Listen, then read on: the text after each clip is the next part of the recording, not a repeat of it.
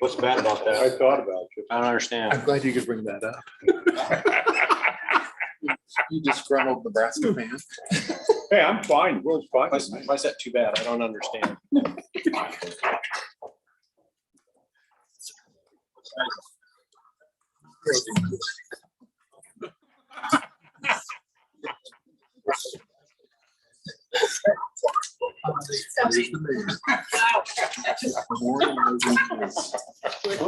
Yeah, I like that. Okay.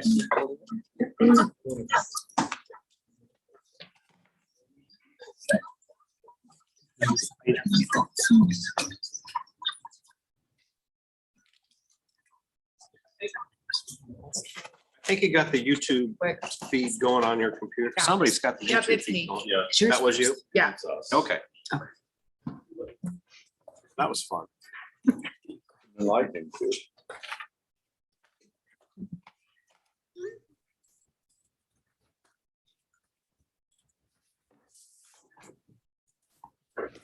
Okay, ready? Ready? Has Jackie gotten in? No. Not yet. We'll go ahead and start without Jackie and just note what time she gets in, okay? If I can figure out how to do this here. I got a new computer, so bear with me. Okay, we'll go ahead and get started. Call to order. This is City Council Business Meeting for Thursday, December 16th, 2021. It is 6:00 PM. Lindsay, would you call the roll? Councilmember Lester, We can't hear you. We'll go ahead and get started. Sorry, that's me. See, it's technical stuff. Go ahead, Lindsay. Councilmember Lester, Not yet. Check real quick.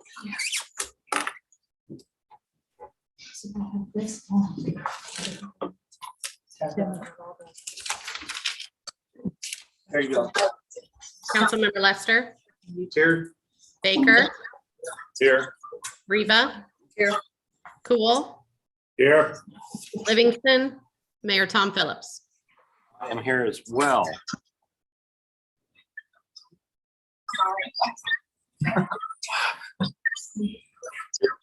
Wow.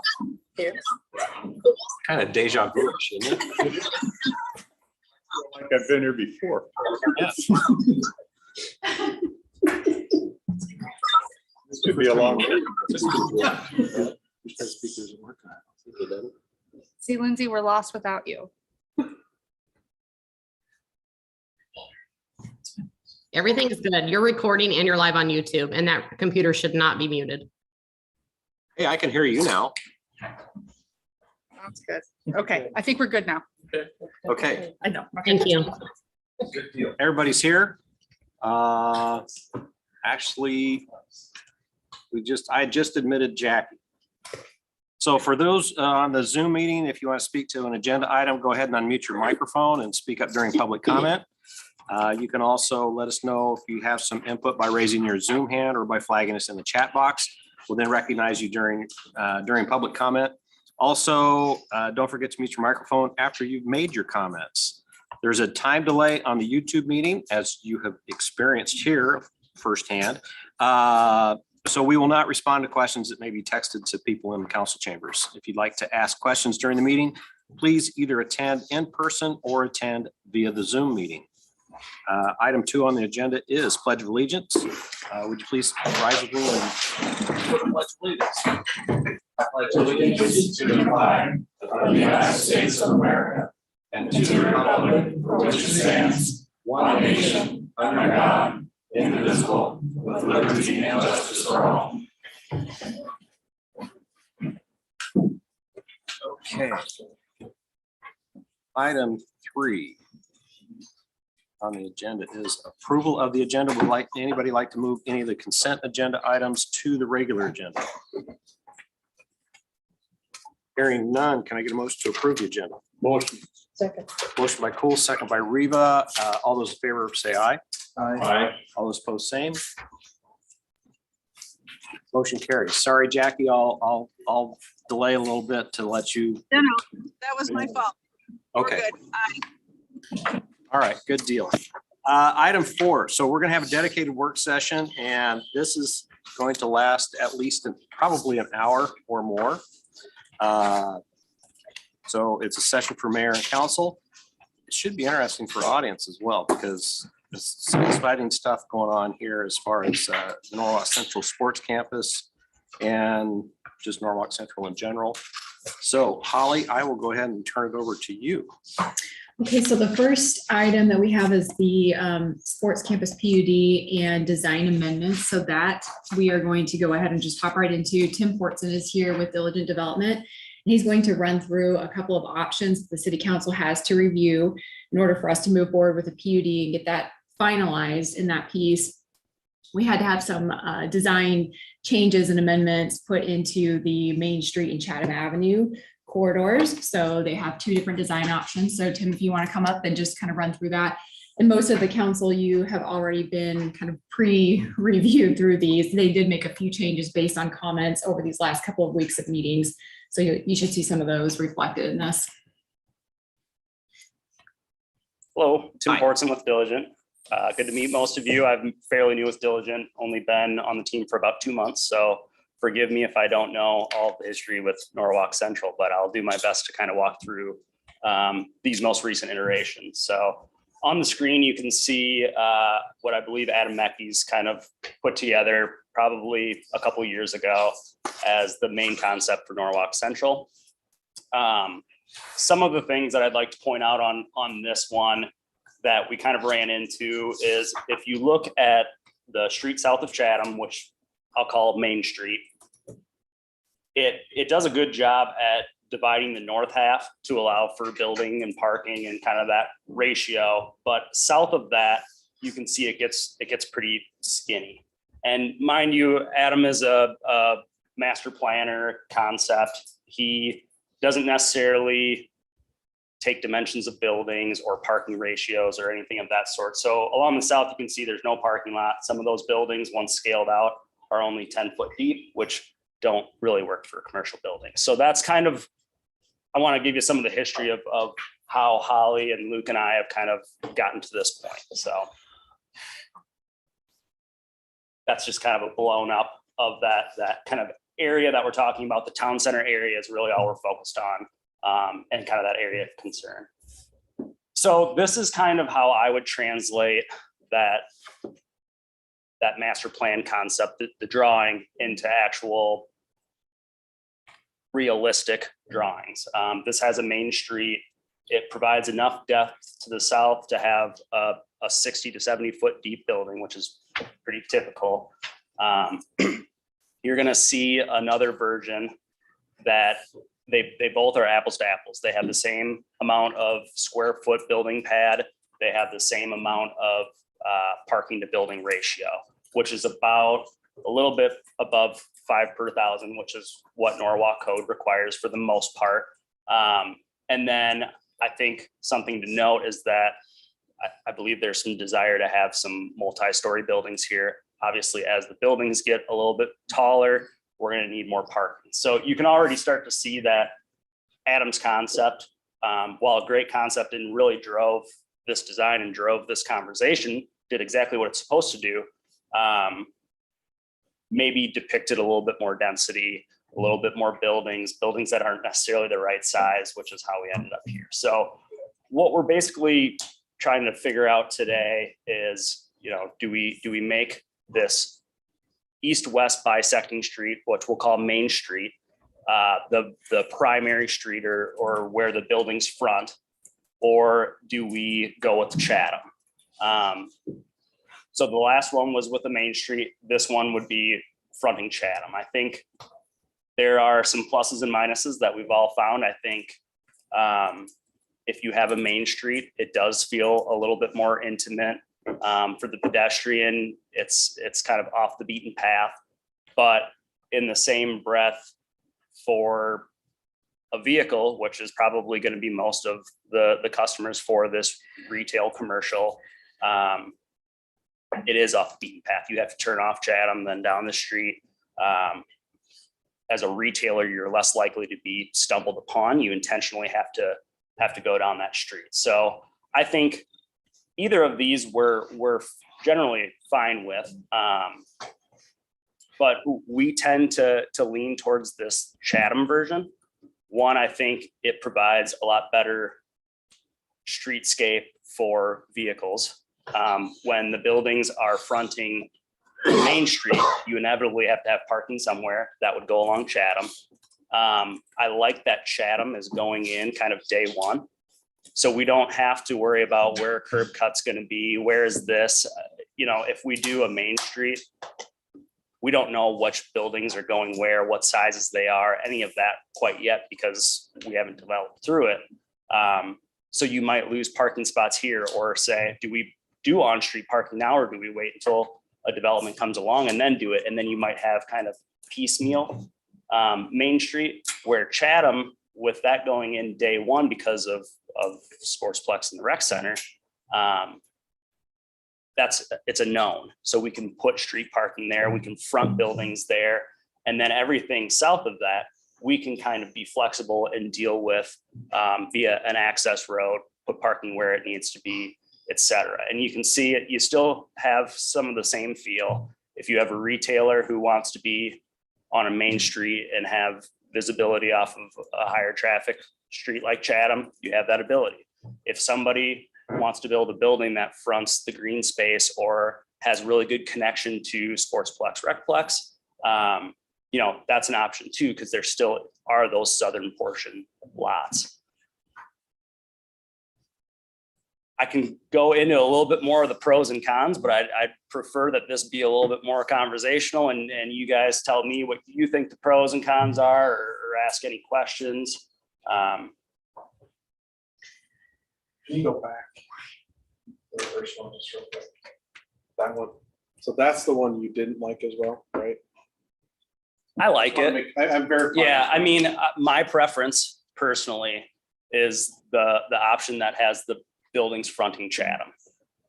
That's mine too, so I just okay. wanted to verify. Yeah, that would be my preference. I think as a developer, selfishly, it's easier because of, I don't have to worry about all the egress points and stuff like that, because I can just do an access road and come off that versus having to curb cut on right of way, public right of way. I think, as much as you want people to go down that main street and turn onto it, you're gonna have so many more people that are gonna go down Chatham and see the back of these buildings. And that's not as exciting for me, but I do understand the intimate nature of a main street too, so. I wondered about on this one, in between lot 5, in between right in here, I don't know if you can see it. Talking about another entrance into the parking lot. Has that been thought more about? I know it was in our small groups. Yeah, and I'm totally supportive of that. Obviously, the more, And it would depend on where a break is. yeah, the more steps we have, the less on-street parking, the less that feels friendly to pedestrians. But generally speaking, having that midpoint break, so it's not such a long block, probably makes the lots more marketable. You're talking about that, which this one does show. That one has it there. Mhm. That's the way to get in. So that's something you like from that one. Mhm. Like this one, but I just think it would make sense to have a small driveway there. And, Yeah. if we work with staff, and obviously these site plans will have to go to P&Z and council in the future too. If it makes sense to add more or get rid of some, I think that's something we can work through. That's not necessarily PUD related. As far as the PUD, what we're really trying to figure out is what are the buildings front? That's probably the holdup from the PUD and development agreement stance. I like this one. I like the buildings fronting Chatham, because I don't want all these people coming to our community and the first thing they see is a sea of asphalt in the back of the building. I just don't like that.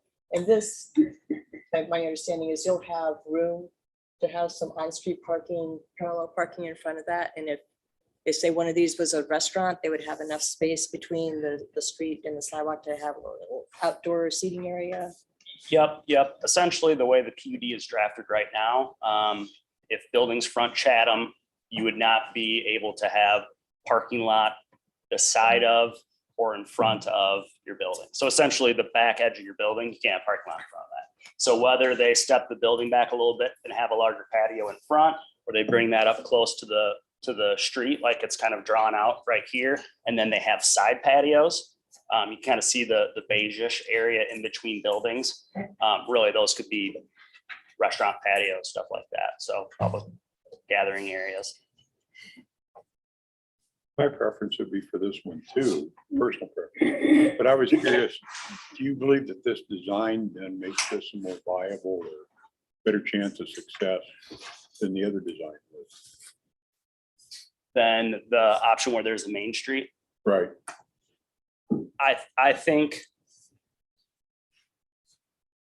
it's a little bit of risk. I think people have caught on to this, like, for lack of a better example, Prairie Trail. That's kind of off the beaten path, and build it and they will come, and it was built and they came, and it's a great little retail area. I think there's pros and cons. Diligent, we aspire to do some of the development in here, but unlike Prairie Trail, where the Albaugh family did everything and they did it all at once. And if you want to be a retailer in there, you're renting from them. You can't own, you can't do this. So I think Diligent offers a way for there to be owner users, there to be a little bit more flexibility in architecture and buildings. But unlike Prairie Trail, you're not going to get somebody who's going to come in and build 50,000 square feet all in day one. So I think the second option where there's a main street, that's great. If all those buildings happen day one, the street goes in day one. If that doesn't happen day one though, now you feel like you've kind of got like this ghost town street. Where Chatham, it makes sense that be a main street.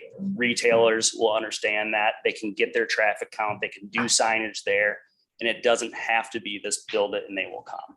Okay, so what I'm understanding from you then is that you think that this concept would probably make it more viable considering the way it would probably evolve. I think so. I think it makes it more marketable. I think it gets built out faster this way. Okay. The main thing. Holly, sorry, Ed, I thought you were done. I apologize. But say the main thing I was looking for is viability. So you answered my question. Go ahead, Jackie. Thanks, Holly. I had asked in one of our sessions if we could bring in a commercial realtor or consult with a commercial realtor about what they think is more viable. Were we able to do that before today? I don't have them here for tonight, Jackie, but we will have them here for the next council meeting. Or we could do the small groups as well leading up to that. Okay. I will say, so Justin Losner with JLL is on our team. He's the listing agent. I think he's local to Norwalk, so he gets it. This has been what he's been supportive of. Hindsight 2020, I would have had him at this meeting, but he has been along with this process, so.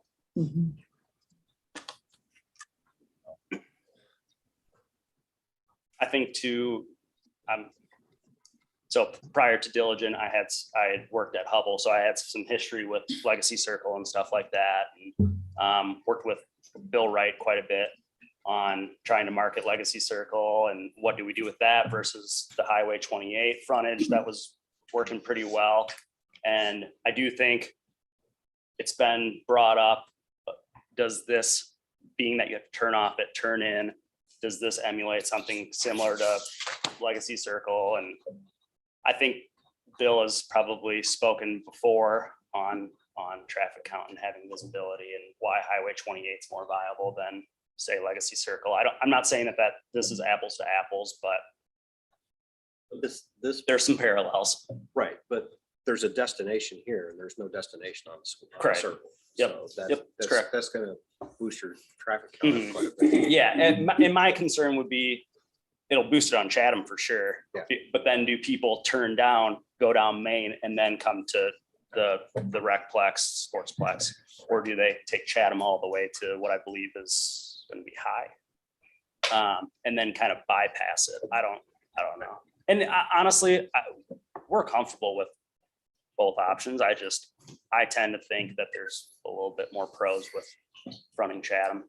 We absolutely, the main street can be pulled off. It's just, in my mind, a little bit riskier. So I prefer this view more, the one where it fronts Chatham. But part of my request was to have somebody who doesn't really have a dog in the fight weigh in on whether or not this is the most commercially viable option. Because while it looks better to me, I don't know that it's the more commercially viable option. Having said that,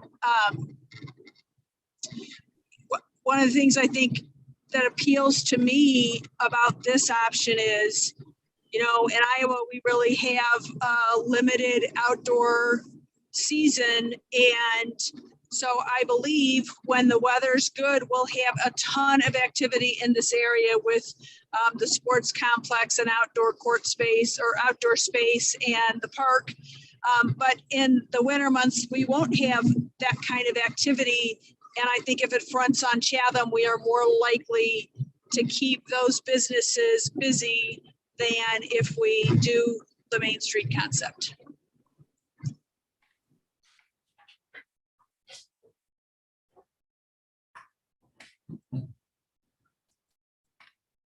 I can see us probably maybe setting up a winter walk so that you can walk through there and have it nice with the trees and stuff, but that's a later conversation. Well, and I'll just tell you that the sports complex being turf fields outdoors will bring traffic year round because they're playing outdoor soccer games at Mid-American and Waukee this weekend again. They're outdoors, so Wow.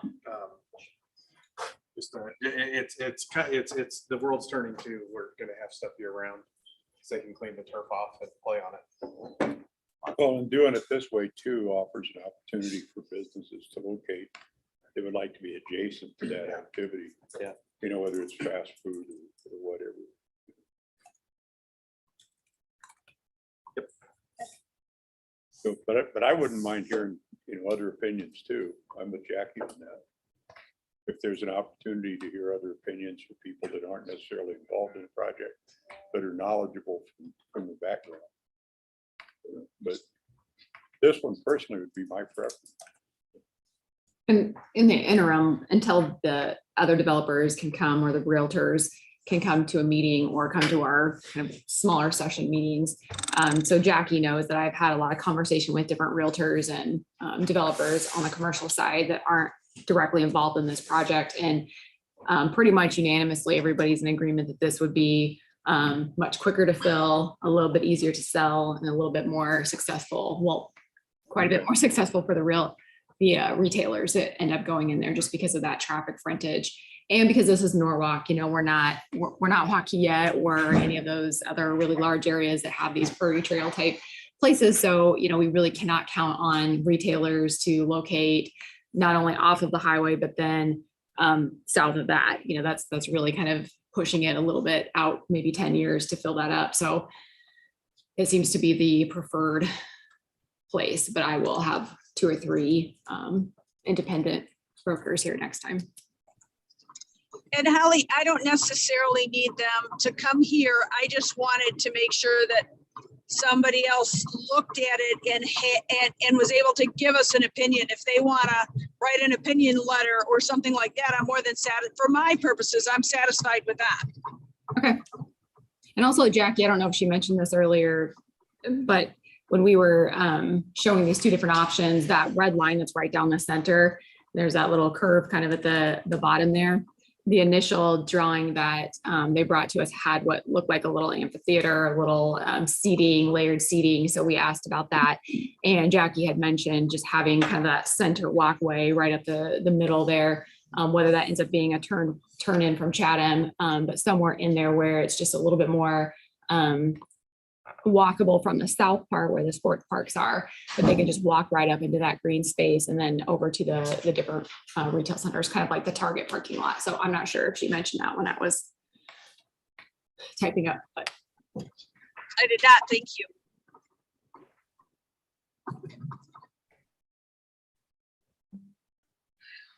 So tonight you're wanting us to kind of just give a thumbs up to this so that you can So that we can, continue working on the PUD. yeah, finish out the PUD, because like Tim said, we don't have to get into the nitty gritty of the design of this for the PUD to move forward. It's really just which way are they fronting those main retail buildings. And then the other piece of the PUD we'll get into in just a second with the facade material, but yep, that's really the direction they needed. You can finish up that, our building facade, and then that goes into the development agreements. And that's really the last piece we're waiting on for those 2 agreements. So this is Luke. Can you guys hear me? Yeah. Yeah. Okay. Just to follow up with what Holly was saying there. Yeah, what we're looking for is just some general thumbs up on which way we want buildings fronted so we can make sure the PUD language achieves that. The only other thing I'd say is we were just talking about this potential walkway that Jackie was talking about. If there are like things that we definitely want to see, if like that walkway kind of master path through this along that kind of central red line is something that you definitely want to see, then that's something we should definitely put in the PUD. We don't have to, and we can just let it kind of be what it ends up being based on site plans that get brought in.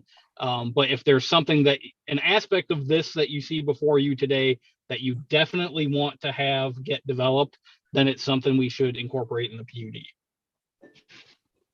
Yeah, so I think east side of the park, there's going to be sidewalks. West side of the building.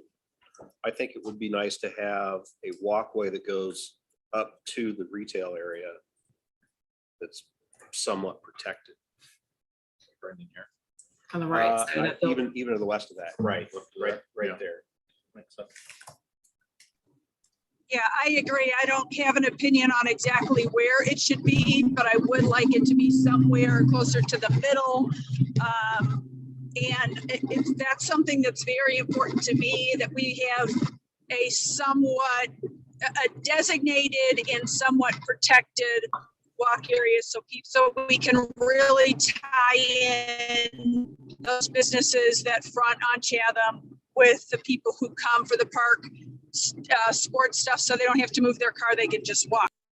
Yeah, I agree. Yeah, I agree too. I think that would be the intent anyways, but I think we could write it so that it's a curbed walkway, dedicated pedestrian walkway. The only thing I would ask is give us flexibility on where it's at, because if a building ends up wanting to go there and then I have to come and get amended to move it, and we can agree to a north-south that is somewhat at the midpoint, then we can work around buildings as the area develops. So Maybe have two, one towards the west side of the parking lot, one towards the east side of the parking lot, so you can get up. Just one that's big, I mean, wide enough, like trail wide enough so that you can have, kids that might want to ride their bicycles can do something and go down there and still have room for pedestrians on the same trail. 6 to 8 foot trail, yeah, Easy enough. 10 foot minimum. 10 foot.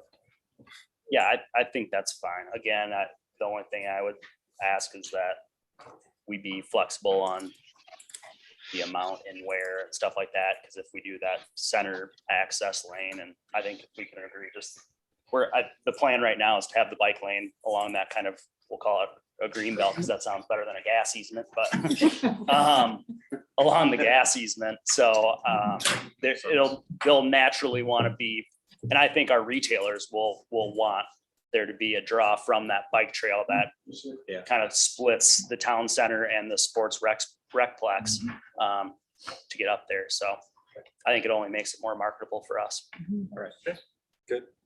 Last thing I would add for them is thank you, Tim, and there's a huge team behind him too that have been working on this, and engineers and designers, and it's getting real. I mean, we've got, I don't know if you wanted to show that flyover, Luke, but soil borings, I mean, things are moving along. So you guys have done a lot of work and I appreciate it. The one other thing that I just want to make sure that I've got clarification on is we were talking about street parking along Chatham. And I think the intent is that that's Parallel. parallel and then 3 lanes, a dedicated turning lane and Mhm. east-west traffic. Okay. Yep. Is that the link, Tim, right there? Yeah. That- okay. I think if you press control and then hit it, it should pop up, hopefully.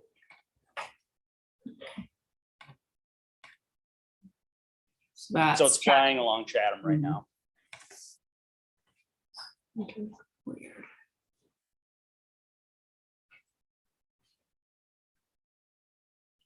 I like this too because it frames up the corners a little bit better. And gives that urban edge a little bit more. That's our sports building on the bottom left.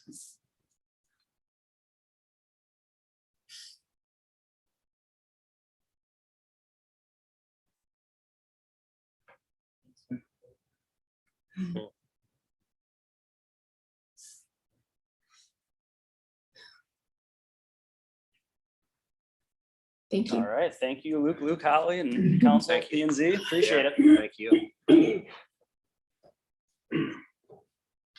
All right, what's next, Holly? Sorry. Still watching it. I'm so excited. So next up is Brian Crawford with DeNovo. So DeNovo is our construction management company that has been designing our building, our sports campus facility. So that was the other one piece. And I know Luke Paris is on, so he can pop in here too, but that was another piece in the PUD that we just need to get kind of tidied up to move forward. Initially, when we started this process and we had the budget approved to build our facility, we understood that this would be a metal material on the exterior. And so we went forward with our budget being with the exposed fasteners. And as they've gotten further into the PUD, Luke Paris, brought it to our attention. Do we want to move up to maybe one level higher of this facade material in order to fit our existing requirements? Or do we want to write the PUD language to allow us to have either a mixed version of that and something else, or just go forward with a full concealed fasteners? So from that, I'm going to turn it over to you, Brian. Yep. And do you want me to just kind of jump in and go through where we're at today, Yes. Brian? And then I'll turn back over to Brian. So our architectural standards, just a reminder how they work. We have 4 classifications: class 1, 2, 3, and 4. Class 1 and 2 being our higher quality materials, brick and stone and glass and those types of things. And our class 3 and 4 materials being lesser, more residential quality materials, your fiber cement board, vinyl siding, and those types of things. And one thing that our code has always been a little bit fuzzy on is, where do architectural grade metal panels fall into that? In one instance, we talk about copper panels being class 1. So I guess Statue of Liberty is good. And then we talk about ornamental metal being class 3. So in other projects, we have worked with a couple architects that we'd had on our planning commission board at the time. And we'd made the determination on other buildings that metal panel that has a concealed fastener would be considered class 2. So it jumps up into that higher classification. We've never had a building proposed with exposed metal fasteners. We've always kind of talked in the office about that being a class 4. You could maybe make the argument based on the quality and warranty of the material that it could be a class 3. But we've always considered that kind of exposed fastener panel to be something of lower classification. And where that comes into play is based on the zoning district you're in, you have to meet certain percentages of materials. Per the PUD, our sports complex would be in our C2 district, and that would require 75% of the building to be class 1 or 2 material, and no more than 25% class 3, and then no more than 10% class 4. So you can see if we determine that the exposed fastener was class 4, we're well out of what our code would require. Even if it was class 3, we're not really close. So really it comes down to, do we do concealed fastener or do we continue doing the exposed fastener? And the caveat there is that because we're doing a PUD, we can write PUD standards however we need to write them. We just talked about things we're doing with the Main Street Chatham concept, and there's all kinds of unique things that we've written just for the development, and this would be another aspect of that. So really, it's just a decision point of, do we want to take that route in the PUD, or do we want to go back and look at just following our code kind of verbatim and doing something that would be more concealed fastener. So with that, Brian has a lot of good information for you guys about the material types. I think he did some cost comparisons, but I'll turn it over to him and be here to answer any questions you have on how it relates to the code. Thank you, Luke. Good evening. Thank you, Holly, for inviting us down. One of the main reasons why we're here is we're going to talk about fasteners. And that's a fun subject to talk about tonight. But we're kind of at a spot where, working with Robin and Holly and Luke, that we've got the floor plan pretty much figured out, and it's finalized for the Norwalk Central, which is good. And it looks like, I think it's going to meet all of Robin's initiatives and goals that she's wanted to have on this project. Within the original project that we was working on, we was always working to a budget, design to a budget, and not just design and then hope it comes within budget. In our original project, this building right here that's on the screen that you see, I'll just use it for representation. The white area, we was always planning on having that to be a concealed fastener, about 10 feet above. This is a giant box. It's a lot of volume, a lot of space in there.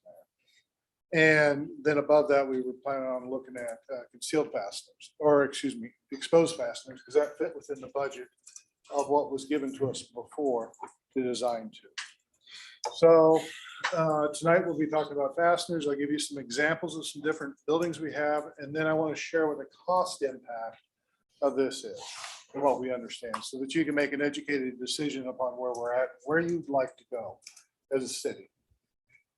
First off, I'll just give you a couple pictures right here of where we're at so far, and these are conceptual renderings. They can change just a little bit, but it gives you an idea of what it might look like on the exterior of the buildings. This here would be where you'd be walking into the main entrance on the north corner. And this right here would be as if you were standing on the fields looking back where the concession stand and is on this. So with fasteners right here, here's a picture of a building. MGA Architects did this out of Cedar Rapids. And this building has 100% concealed fasteners. What you'll see, the white panels are running vertical. So when I say vertical, the ribs are running like this. Hit a button, sorry. So the white panels are running vertical, and then the gray panels are running horizontal. Now those gray panels have exposed fasteners on them. So I couldn't get a clear enough picture to show on that, but I have a couple others here in a little bit that I'll share with you on that. Here's another building. This here's up at West Fork School District up in north central Iowa. This building was built by Sukup or donated to the school district by, and that is a combination of exposed and concealed fasteners. The tan panels on there are running vertical. They have exposed fasteners. The silver panels around the front of the building, those are concealed. And then they have a brick wainscot veneer down below. This building is at the University of Iowa, and it has both exposed and concealed fasteners. The gold looking panels to the bottom left of the picture, those are concealed fasteners. The dark gray and the lighter off-white panels above that, those are actually exposed fasteners. And this picture right here is a close-up picture of the darker gray panels, and you can see the actual fasteners there.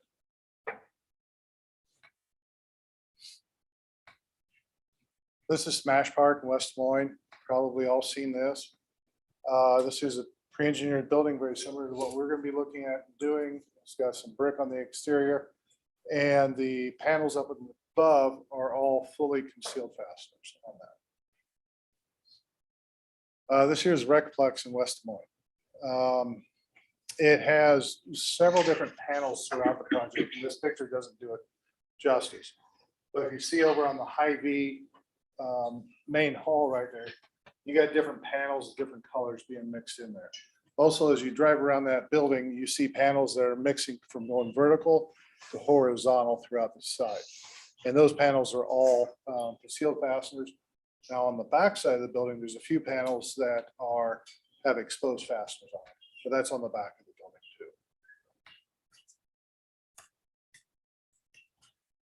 I brought along with me several different panels right here.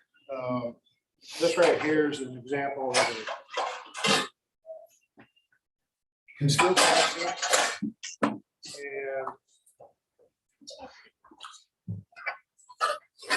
these panels can go like this, or they go like this, and then they lock you. So panels are fastened down here, and then they interlock together. That's how it gives it its rigidity.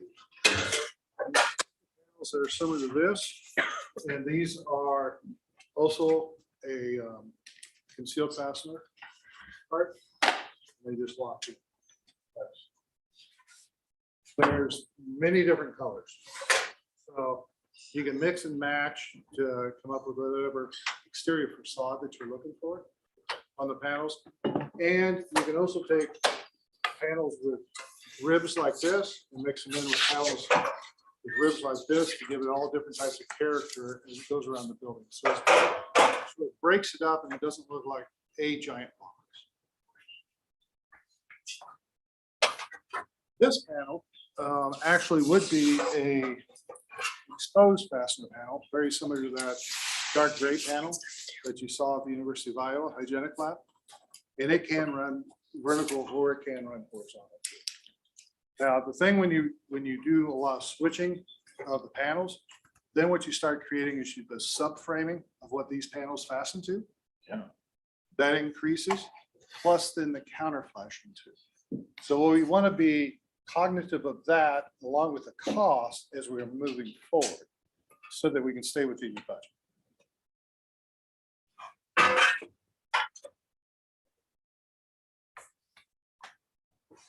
And then the impact of these costs. And I'm going to slide over here so I can read the screen a little bit better. The first option or the current option, now that it says exposed fasteners, but it also has the concealed fasteners I was mentioned before that went up 10 foot, and then concealed fasteners above that. And what that did is that brought that in at 158 to 317 or a wrong price of $8 to $16.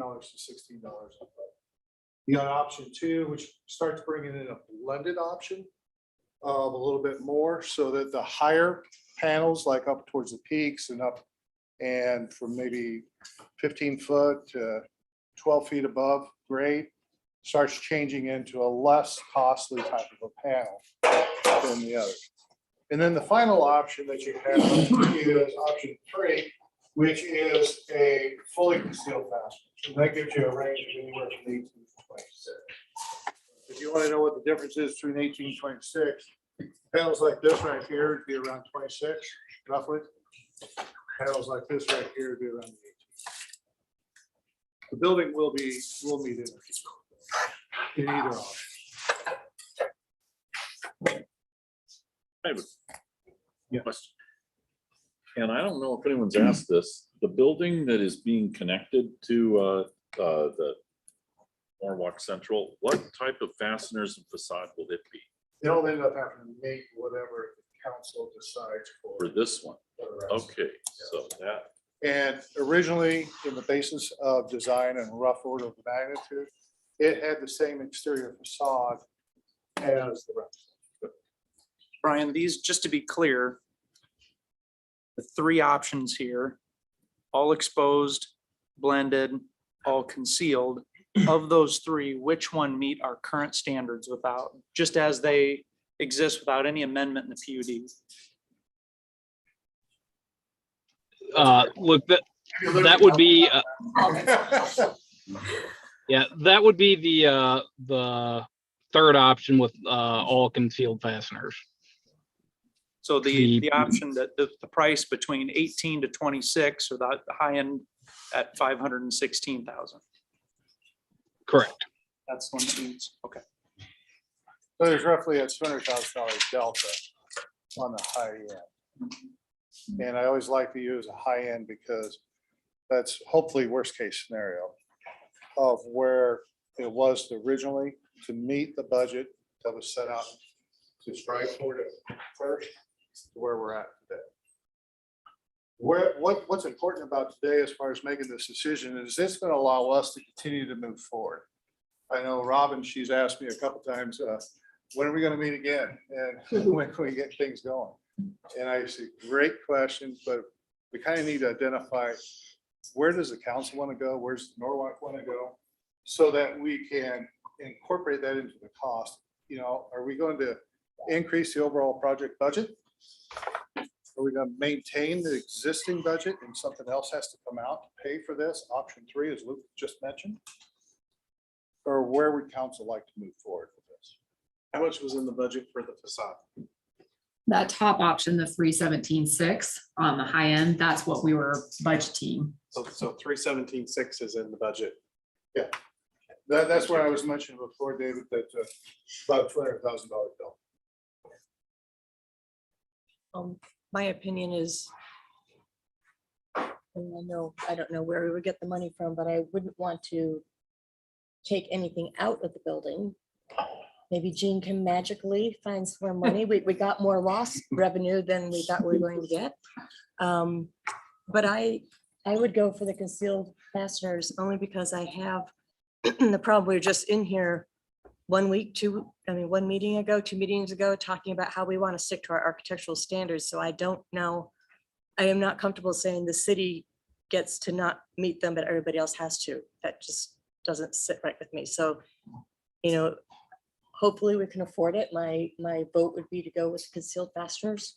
It's a nicer, cleaner look, and I think it sets the right tone for the city. I think it's going to be around a long time. I think they do look better using the concealed fasteners. Again, we asked Jean about every hour if she can find more money somewhere. I think this one is, I'm tired of having to explain to developers, our standards are too high and you can't even meet them. Well, they're right. That's the case, and we need to change all our standards and let everyone do whatever. But in my opinion, we need to cut out another project. I think this is an important one, and I think the concealed option is the right one. You know, it wasn't too long ago, we had a discussion about a business remodel. And we held to the fact that we had a set of standards and we were going to meet them, and we weren't going to walk away from them. And since that time, I've had an opportunity to have a couple different meetings with business people in the community. And you wouldn't believe how many people thank me for that. You know, seriously. And so I think that, you know, as much as I probably wouldn't at first blush do this, okay? But I think we probably should go with option number 3 down here. If we're certain that the middle option could not be made to meet our code. Is that right, Luke? That there's no way that middle option could be made to meet our standards? It could, you would just, you'd have to probably flip those numbers. So the design of it might end up being a little weird. Basically, you'd have to get the exposed fastener down to at a 25% of the square footage at a minimum. And I'm not a designer, but I'm guessing Brian and his team would say that's probably not the greatest look, because then you're gonna, I'm not even sure what the building looks like at that point with 25% of the facade just the exposed fastener, and trying to get those high up on the building. Then you gotta have a break in material type, and my guess would be they wouldn't be a fan of that from a design perspective. You'd be pretty close to just looking at the two gable ends on both ends Okay. from there on. So. And the cost here then is much higher than that. Yeah, Middle probably roof. It's gonna be closer to the bottom. one. closer to the other one anyway, right? Yeah, by the time you do that. So I guess I'd go with the third one down here at the bottom. For the bottom one, but I want you to stay closer to 377. He's just gonna find more money. Well, she just pointed out, she had a good point. It's only about $10,000 more over each year for the life of the loan. And I Pretty give min- up that. in my Pretty budget. minor. And we have that money for you. Might be held to that. That's fine. But yeah, This is worth- I'm in the world of that bottom one. I just think that. Yeah. I'm fine with the $18 square foot one over the $26. I like Yeah, the I mean- $26 one, but. And that's where you're looking at versus, Yeah. Yeah, I would be too. and these panels right here, I mean, they can look really, really neat when they're get put together and everything else. So if you get a chance, I mean, drive around that building out there in West Des Moines. Because they really did do a pretty good job of using different type of panels like this and switching. You'll probably have some neater accent stuff on the outside than they do, though, right? You'll make it look nicer than that. We'll make it look nice, and the architect will do a great job of picking nice colors that'll fit the theme. Yeah. of the sections. So, Yeah, Jackie, what do you think? I think whatever we need to do to get it done. There you go. Honestly, I want it to look good. I fully agree that when we expect other people to conform to our design standards, we need to conform to our design standards. Although every single PUD we approve does not conform to our design standards. So the discussion we had about the Remax building is outside of the discussion we have about almost every other PUD. I understand it's not a PUD, but so to me, that's less of a compelling argument. Whatever we need to do to get council to agree and have the money to get it done.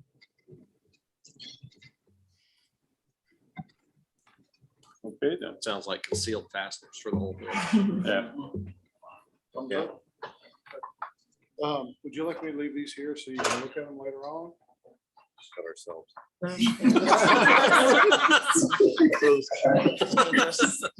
Yeah. Thank you for your, He's right.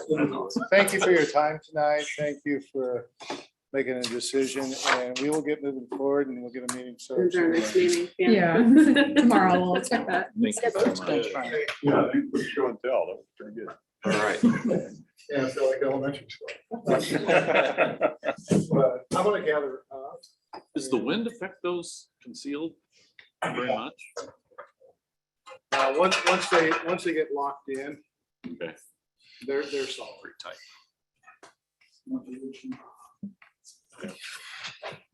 All right, what's next? So the next part will be quick because we're still kind of gathering feedback on it, but Luke, I don't know if you have that Grass Max or even just the map that we had from Diligent that shows our city park in Norwalk Central. Just so they get an idea where it's located. This, Yes, if you could scroll down, just show the image maybe. There we go. Okay, so you all might remember somewhere in the last 6 months that, we brought the idea to you, and maybe in smaller groups, or I know for sure at economic development, and then Robin and I talking. So the sports campus developers have brought an idea to us or a request to us several months ago about our city park that we have planned someday in the future in this Norwalk Central area, which is just to the west of our future building. And so it's about 2.05 acres there. So this is parkland dedication land from Diligent from their residential area off to the east that they would be dedicating over to us or giving to us for park space. So the developers of the sports campus, they also own a piece of part of their, I guess, portfolio is they do this turf material that is a hybrid and they call it grass mats. So it's turf and grass mixed. So it's kind of a cool technology. And so they offered to us, or wanted us to run by council the idea of them building kind of this turf grass mixture called Grass Max in our city park. So we wouldn't have to have grass that we would maintain. They would maintain it in order to be able to have more activity happening on this park throughout the year. And, we've talked about us, the city having a band shell at some point, making kind of an amphitheater, having a place to have concerts or events. But generally speaking, over, the last couple of years of planning this whole area, we've just kind of looked at that space as just being kind of a big open green space. Not much thought has gone into it specifically beyond that. So when they kept bringing up this idea and they said, we could have a variety of things throughout the year on this grass mats turf area, we could bring in, all types of different, concerts. We could do sand volleyball. We could do different types of sporting events. We could use it for a million different things. If we have this technology on here, they would put in the lighting for the park. So basically I said, put it all in writing, if you can have anything you wanted to on this city park, and then we'll bring it forward to Robin, and she can talk to her Parks Commission, and bring it to council and just kind of gather everybody's feedback on what they think of this proposal. So with that being said, Robin, I did take notes and put together kind of a summary of everybody's comments in our ED groups. I don't know if you want to kind of generally run through what everybody thought or some of the questions that they had, or I could run through it. But really what we're trying to get out of you all tonight on this is what does the council see this park being, in Norwalk Central? Because if there is a really set idea in everybody's minds of what they'd like to see this space being, that's going to change the direction of what Robin does with it, or whether or not we do anything with this proposal from the developers. So that's kind of what we just want to know is, what do you all see it as? I know Stephanie's mentioned just having a wide open green space to do whatever they want to on it. I know Robin's probably got her own ideas that she can talk about with parks, but I don't know, from there, Robin, do you want to talk, or you want me to run through the summary? Or Can I ask a question? Can I ask a question for clarification? Mhm.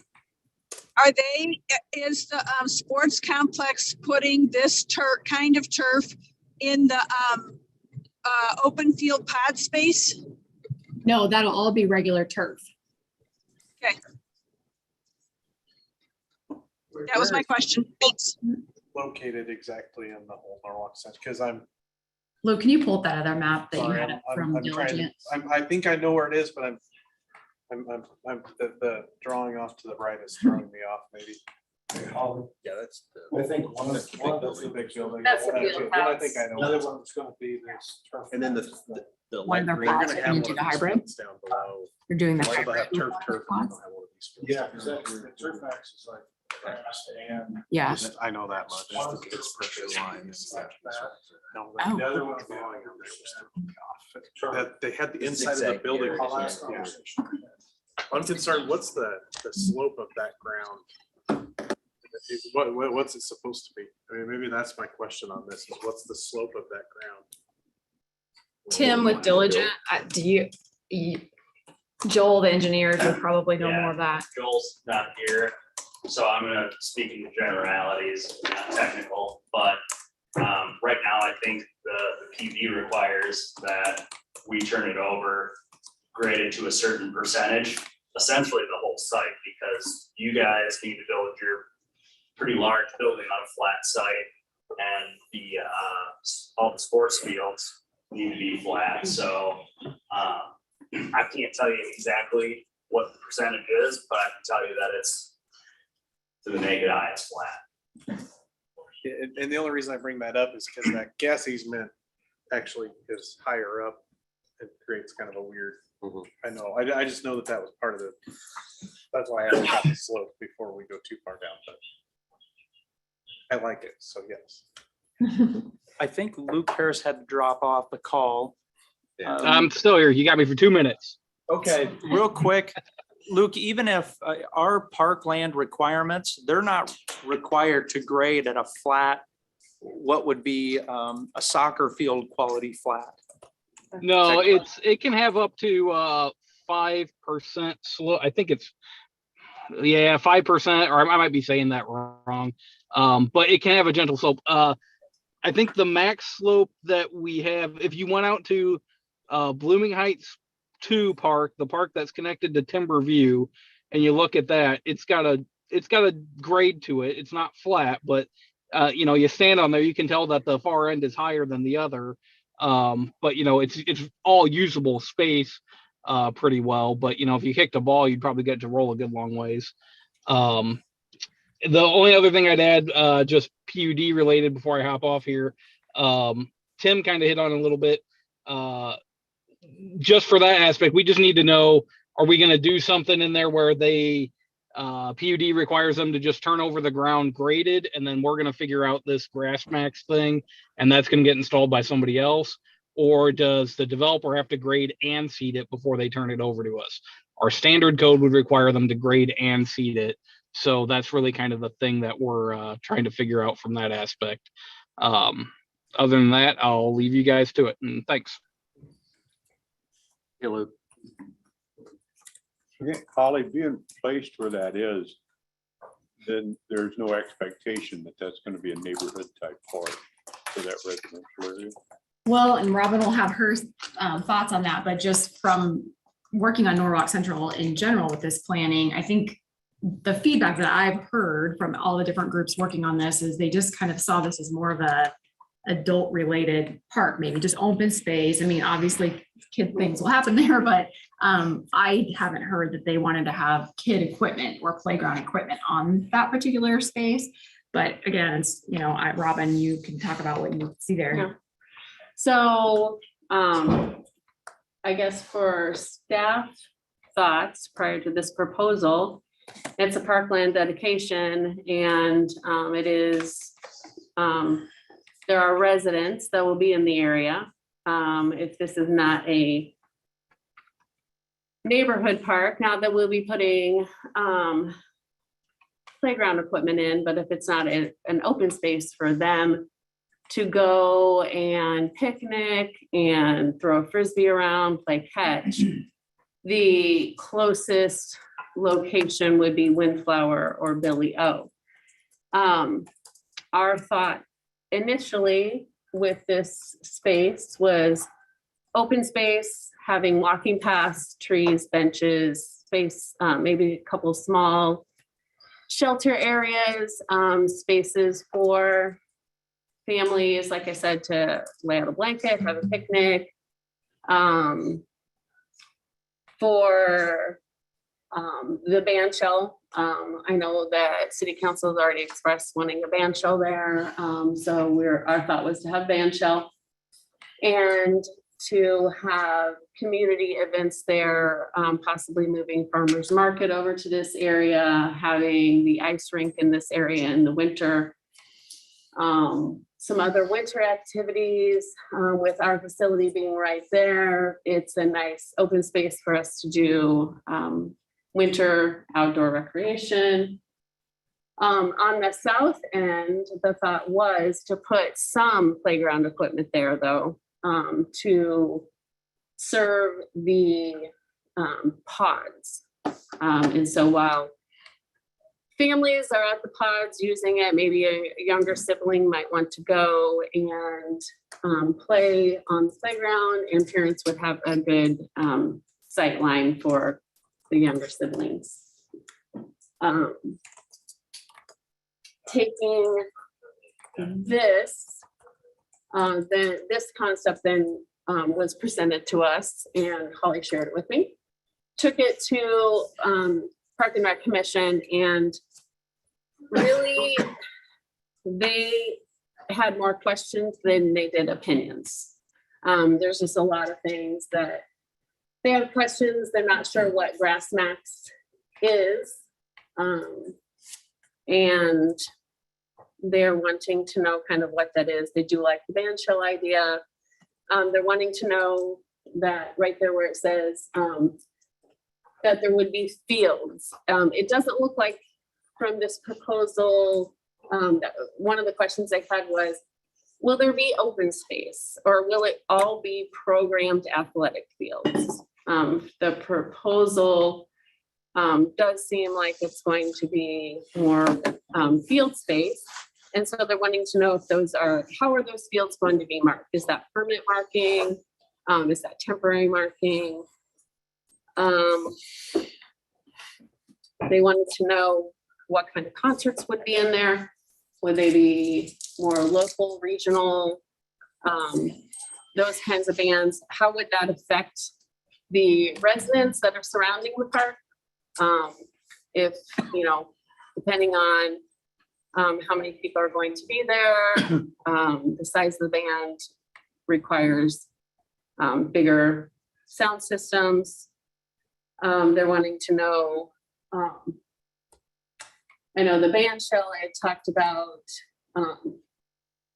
the city paying for that. And so one of the questions was, you know, who's going to be paying for the maintenance of the entire facility?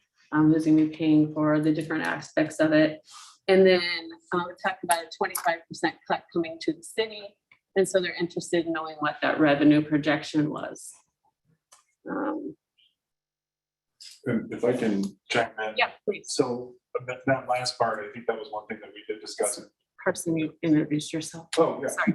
Yes. Carson Force, so I'm on the Parks and Rec Commission, 505 Rellum Drive. Just in the last part on the financial piece, that was one thing that we discussed, and the 25-75 split, that if we do enter that agreement, one of the option, or I guess one of the things that we discussed, is there any difference of split? Are they willing to negotiate on that percentage of that just 25%, or is that something that they are mandating that they handle? You know, some of the things that we had discussed of wanting to see this lot put to use for, don't know if those would be feasible, if they would have complete control over what concerts are going in there, what events are going in there. They talked about using a third party to manage that, and just the willingness of not only the profit sharing between those two, but also the willingness to listen to citizens, whoever it may be, that has request of, you know, what's going in there, whether it be a farmer's market, whether it be a, you know, city said type thing from back in the day of what's going on there from day to day. So. And I know we're hoping to get them back to our January meeting so that we can have more open communication and find out kind of what this is, kind of more details. Yeah, a lot more details, so. And when they Is there already an agreement? I mean, this says the agreement has in it, and I'm more saying, is there an agreement already that they presented? This is it. So up until this point, I just have had conversations with them. They brought these ideas forward and I said, I'll relay them. We've been kind of verbally relaying them. And it got to the point where we're close enough now with these agreements that we need to have some forms of decisions. We don't have to know everything that's going to happen in this for the development agreement purpose. But again, with the PUD, you know, if Diligent's going to turn this land over, do they need to seed it, or is that going to be wasteful? If we end up doing this grass mats, we don't want them to waste, you know, time and money seeding it and then for us to rip it out.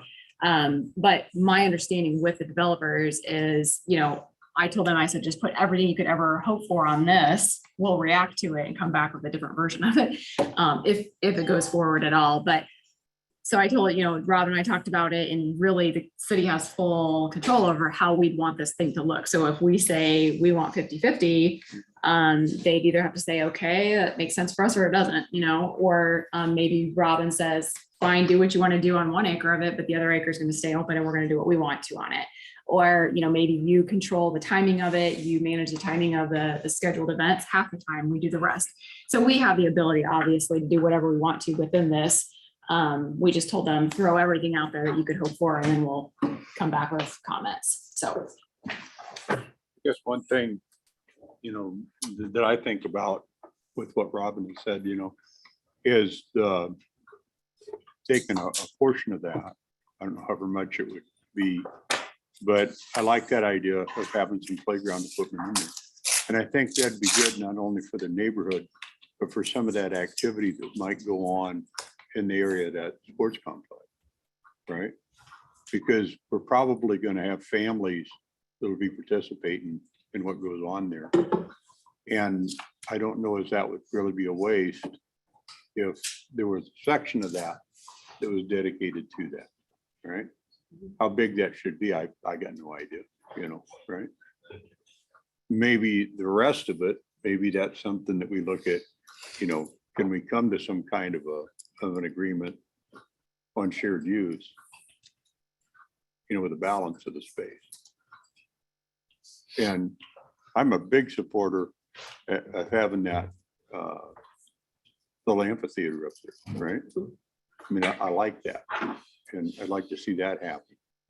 So maybe it's a design question. Do you set an area on one end of it that has the playground stuff? On the other end of it, do you set the amphitheater? Do you leave it open in the middle for multiple uses? I mean, I don't know. But there should be a way to, you know, accommodate some of these things together, I would think. That's pretty good sized space, isn't it?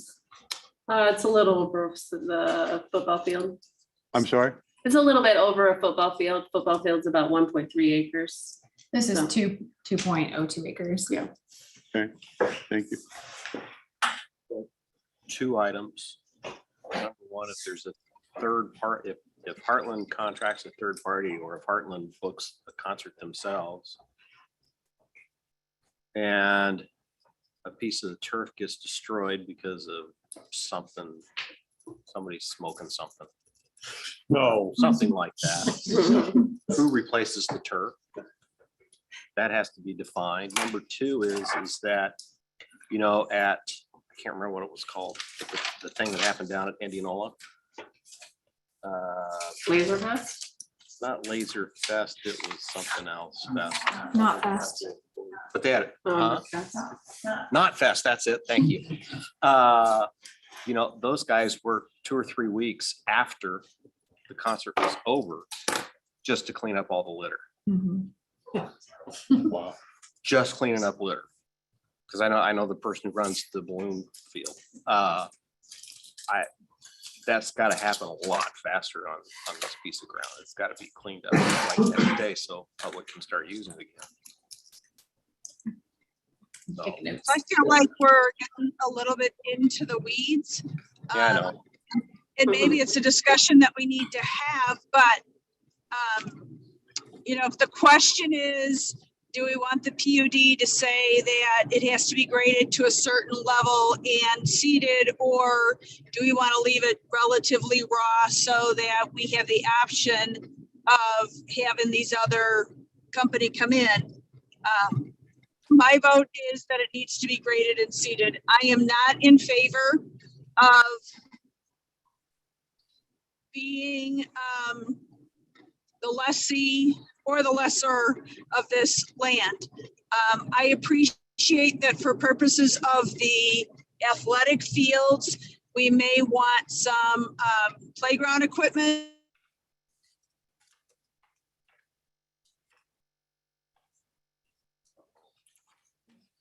She was gone. Does he-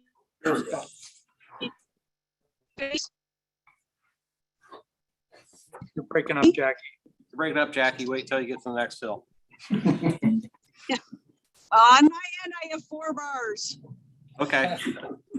So my vision is as it's presented in the document that's currently partially on the screen. I don't want to farm this out. I don't want to be the person that it's farmed out to. I want us to own it. I want the community to have full access to it whenever they want access to it. Jackie, I agree with you, because the line that I went right to was that the city may request dates. Yeah. Not, we own it, but we may request dates. That was the line that I went right to that tells me I don't, without the legal agreement in front of us, I don't know that I could even begin to tell you the amount of questions that I would have on this, so. I'm with you, Jackie. I think we need to own it, Yes, I'm also. seed it and grass it. I'm the same way. I'm with Jackie and with Dave. Seed it, move on. We don't know enough about this grass max, but the whole point of requiring a park dedication is because we need green space for the residences that are around it. And now it seems like we're going to take that green space and turn it into a profit center. To me, it's meant to be the green space. There are things we can put on it, and there might be some kind of a partnership, like batting cages, or, maybe I would like to see maybe the Parks Department runs the amphitheater for the first year. And if it doesn't work out, then you think about a third-party manager. Those are all questions for down the road. But the thought of immediately giving up control, which is basically it, of this park I don't like that idea. It just, it's supposed to be for all the citizens, and it's supposed to be the city. Now, I would go a step further and tell you, I think that putting in this grass max, I ran on it before at reffing a soccer game, and it is 100 times better than turf, and it stays green throughout the year. So like this week when there's no snow on the ground, it's still decent. You could still be out on some nice green. How's it to sit on in a blanket? Is it like sitting on? It's a mix of turf and grass. I wouldn't, if you have a blanket, you're fine. They did it for the Field of Dreams for the actual baseball. I would tell you that this grass max, if there's a way to maybe fund it, if we can make it work so that we may have to pay a little bit to put the grass max in, but I think that might be an option I would be more interested in than having them put it in and then turning it over to them. Are we in agreement about the band shell though? I think that I'm a big proponent of that. Yeah, I I like like that. We'd have a lot of purposes for that, yes. Yes, me too. Okay, well then that's pretty clear. So we got There's, direction. What else? there's a significant cost associated with any more construction on that. If we put it in the PUD, I would just suggest that we give ourselves adequate time. And we're already talking about finding dollars for. But the PUD would be just the development of the PUD would not, the development of the park would not be in the PUD. That would just be Band shell would them not be turning in the over PUD. the That would be the, Grass. just, That's us. It's a matter of whether we're making them grass and seed. And I guess maybe my one question would be is, I think we should price out what it is to seed it and what it is to put that grass max in, because I think there's an option and ongoing maintenance of that, because there's both sides of that. But I think that it's something we should at least explore now, because if we have them, if they tell us the cost to seed that 2.05 acres is $15,300 and the cost to put grass max in is 70. If we as a council say, let's spend the 55 and put it in, then we can. But if it's, And that's, I'm just saying that, if it's 25 to put the grass max in, which I'm doubting it is, it's probably the 70, but if it's 25 and 15 and it's 10 to put in the grass max, I would tell you to have it graded and let's put the grass max in and take their seating. You see what I'm saying? I I'm do. trying to be flexible on both of if it makes sense to do it or part of it or whatever. And I think that's what they're kind of expecting is just, what do you like of this? What would you change? What little parts would you want to do? Because I know they've offered to put in the lighting, batting cages. So it might just come down to like a checklist of we want these 3 things and we're willing to pay or trade for some extra time a year. I don't know what that looks like, but yeah. I think we have enough. I'm on board with that. Okay. Figuring out what we really want and then, So, but not the whole get it and turn it over to them. right. So we'll just move forward with having them come to your next meeting in January. Okay. Got it. Thanks. One thing with the amphitheater or bandstand that you may want to consider for the future would be incorporating some public restrooms out there. Yeah. For that, so don't lose sight of that. I think that Thank is you. it. You don't think those, you're gonna want electric out there. And a lot of electricity. you don't think those A lot porta of potties would be cost effective? I say those porta potties wouldn't be cost effective. I can rent them out to you. Boy, they're cost effective for you. All right. Anything else? Okay, so we're done with item 4. Thank you for sitting through that with us. Item 5 is welcome guests and public comments. So we'll open up the dais right now for comment on non-agenda items. We'll give you 3-minute time limits. You can't take action on those items tonight since they aren't on the agenda.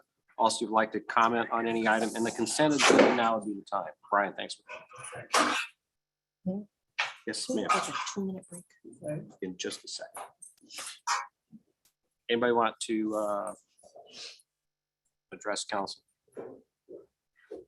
Okay, so we want to do a 2-minute recess, just a quick recess, and then we'll be back. Item number 6.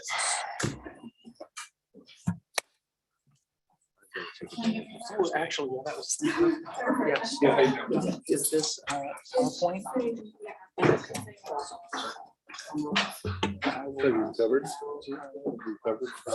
No virus.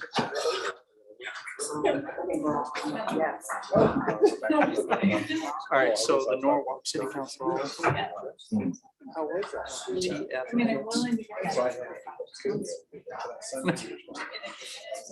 Quite all right. Oh,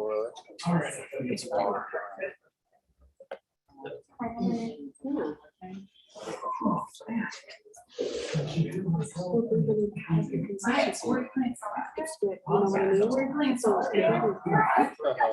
And you're right.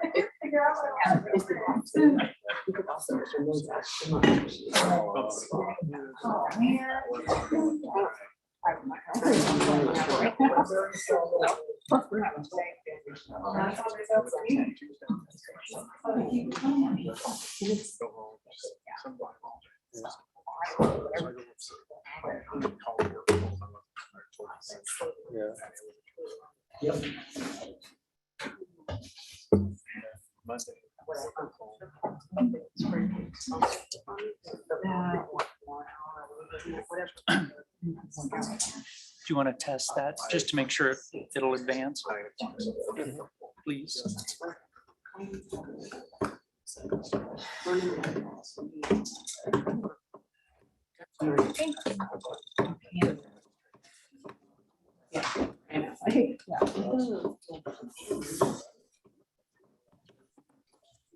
Hey, Luke, Yes.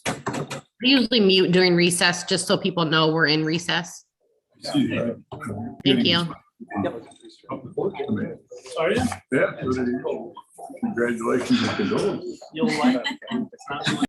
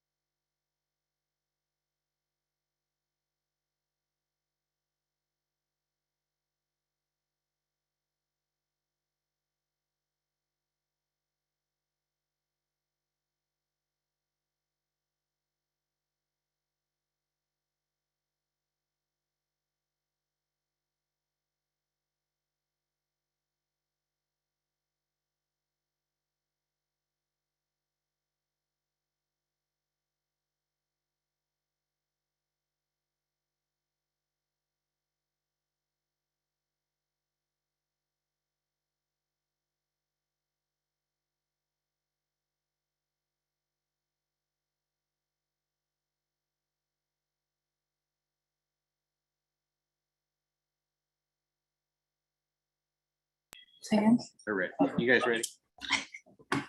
Harry, you ready? Yes. Jackie, we're gonna go back into session. Okay, sounds good. Thank you. All right, we are back into session at 7:22 PM. We are into presentations. Chief Staples is here to introduce a new police officer to us. Hello. So as you know, Sergeant Martin resigned his position and we got real busy real fast trying to find somebody to fill that spot. And we were very lucky to find Kennedy Williams. She comes to us from Muscatine, where she grew up, and she moved to West Des Moines recently. Thought about becoming a police officer and She's here. Awesome. She's all yours. I told her you guys were ravenous and vicious. Yeah. Well, I just want to thank you for having me. I'm extremely excited to work for Norwalk. I interviewed with a couple other departments, and the two most important things for me when choosing a department was finding a department itself with a great atmosphere. I like all of the officers. I get along with everyone really well. Another thing was having a community that backs the department, because that's extremely important and a department's success. And I found both of those things here in Norwalk. So again, thank you. I'm excited the next few months of training and to be out on the street in just a few months. Yeah. Excellent. Good. What questions you got for it? When they given you an academy date yet? I go on January 4th and I'll be there until April 21st. Good time of the year to be out there. Yeah, a lot of running in the snow. So that'll be, that will be fun, but Yeah. just a short time of my life. So it'll be fun. I'm excited. Well, welcome. Thank you. You will have community support, no doubt. Yes. Yeah. Welcome aboard. Thank you. Yeah. Appreciate Thanks it. for being here. All right. And you don't have to stay if you don't want to. Well, as exciting as it is. All right. Item B is the Ironman competition course presentation. So I wanted to just do a quick introduction. We have people from Catch Des Moines and the Ironman competition. Ironman as an organization wants to do a competition, a full Ironman through Des Moines in June. And the bike portion of that is planned to come through Norwalk. We had a meeting with these folks a couple weeks ago. And I suggested that they come to council and present what they want to do and how they want to do it, and take all the questions that you might have now so that they could put together a street closure permit. And when that came before council, the questions were already being answered. So that's the purpose of this tonight, so they can tell you what they want to do, get feedback, and then use that to incorporate into their street closure permit. So without anything else. Thank you. Good evening. Thanks for giving us the opportunity. I'm Trina Flack with Catch Des Moines. I'm the Vice President of Sales. Tonight I've got Jake Jass, who's our local race director with Ironman with me, and Laura Jass, who she works for Catch Des Moines on our sports and event experience team. She's also the volunteer director for Ironman, and these two happen to be married. So it is a very small, close-knit community, all the family here. So I'll get us started, then really we'll let Jake do the brunt of the work, but wanted to kick it off and give you a little history on the why we're here, the why Ironman, and really the why it's important for this overall greater Des Moines community. We started working on hosting an Ironman race back in 2019. We submitted a bid to host a full distance Ironman event, which is 140.6 total miles. We were in competition with 3 other cities. We were unsuccessful, and it wasn't because we didn't have the community support, because we did. Our hashtag IMDSM went viral, which is just a tribute to how much this community supports triathlons, the strong history of Hy-Vee triathlon in this state, and the amount of athletes that want to race. But ultimately, they wanted to be a little further south, and really the rule in the office is you have to put a $1 in the swear jar if you say the word Tulsa, but there it is. That's what we lost to. Not still bitter. It is whatever. Anyway, they came back and awarded us a 70.3, which is half. It's not really half of anything, but a 70.3 event, which we hosted. We contracted for June of 2020, would have been our first year. Obviously, COVID ruins everything. So we hosted that event first in June of 2021. It was a huge success, despite Mother Nature being just very angry on that day. It's called Tornado Man. We did 40 some miles, half the bike course, all of the swim, all of the run, and just a very challenging day. So here we are, because that's the life in the event industry, right? So they loved us so much. We are hosting a full distance event. We are not only hosting a full distance event, but we are hosting the North American Championships in June of 22. So that comes with its own challenges of building a 112-mile bike route, which is why we're here. Why Ironman's so important to all of us is who they are. These are serious athletes. They train for a year for the events that they do. They race in $10,000 bikes. They hire trainers. They are completely crazy, and I love every one of them. They are your typical type A. We threw some stats together from Ironman. They have a high average household income. They travel with 2 to 3 people. They stay for 4, 5, 6 days at a time. So these are the people that we want in our community, spending money here, seeing our city, seeing our state, just investing in our businesses. So all of that said is why Catch Des Moines is involved. Catch Des Moines holds the contract with Ironman. So we are ultimately responsible for all of the financial commitments, making sure that the communities that we go through and that we represent have a good experience. I mean, this is community first. This doesn't work if we don't have our cities and our counties on board, fully on board, and that our citizens don't have a really good experience. We know that there's going to be some negative impacts. It's just part of doing an event. But ultimately, we want people to say, maybe that was a little bit of an inconvenience, but oh my gosh, was it cool? And I would love to be a part of it regularly. So with that, overall sales, warm fuzzies, I'll let Jake handle the logistics of it. Thanks, Trina. So as Trina said, my name is Jake. I'm the race director for this event. I was also the race director for the 70.3 that sort of happened last year. And race director basically means that I oversee the entire event. Really the stage that we're in right now is more like the logistics and operations of the event. So going through the different cities that we're going to impact, all that kind of stuff, and really getting ahead of the 8 ball and meeting with the different PD, the EMS, the different people that say yes and no to these things. But a little bit of history. So an Ironman is a 2.4 mile swim, 112 mile bike ride, and then a full marathon all run consecutively. And as Trina said, these people are unique and kind of insane, but they also train and they're super type A. With this, there's a 17-hour time limit. So this doesn't just go on forever. And with that 17-hour time limit, there's different intermediate cutoffs. For example, on the bike, you can't just be out there for 17 hours. And if, hey, it's midnight and you're still out there, well, you did a good job, but this is where you stop. It kind of, cuts off throughout the day. So this happens June 12th, and the event starts at 6 a.m. The swim is hosted in Grays Lake. Bike through the communities in Polk County, Dallas County, Madison, and Warren counties. And then the run and finish are all hosted within downtown Des Moines. We're expecting somewhere around 2,500 athletes. Ironman brings in 40 to 50 of their own staff members. And what that looks like is basically once they land here Monday of race week, we take care of everything from that point. So we don't expect the city to sweep the streets or do any sort of things like that. We will have 8 to 10 people that are dedicated to the bike course to make sure that happens. So it's safe for the bikers out there.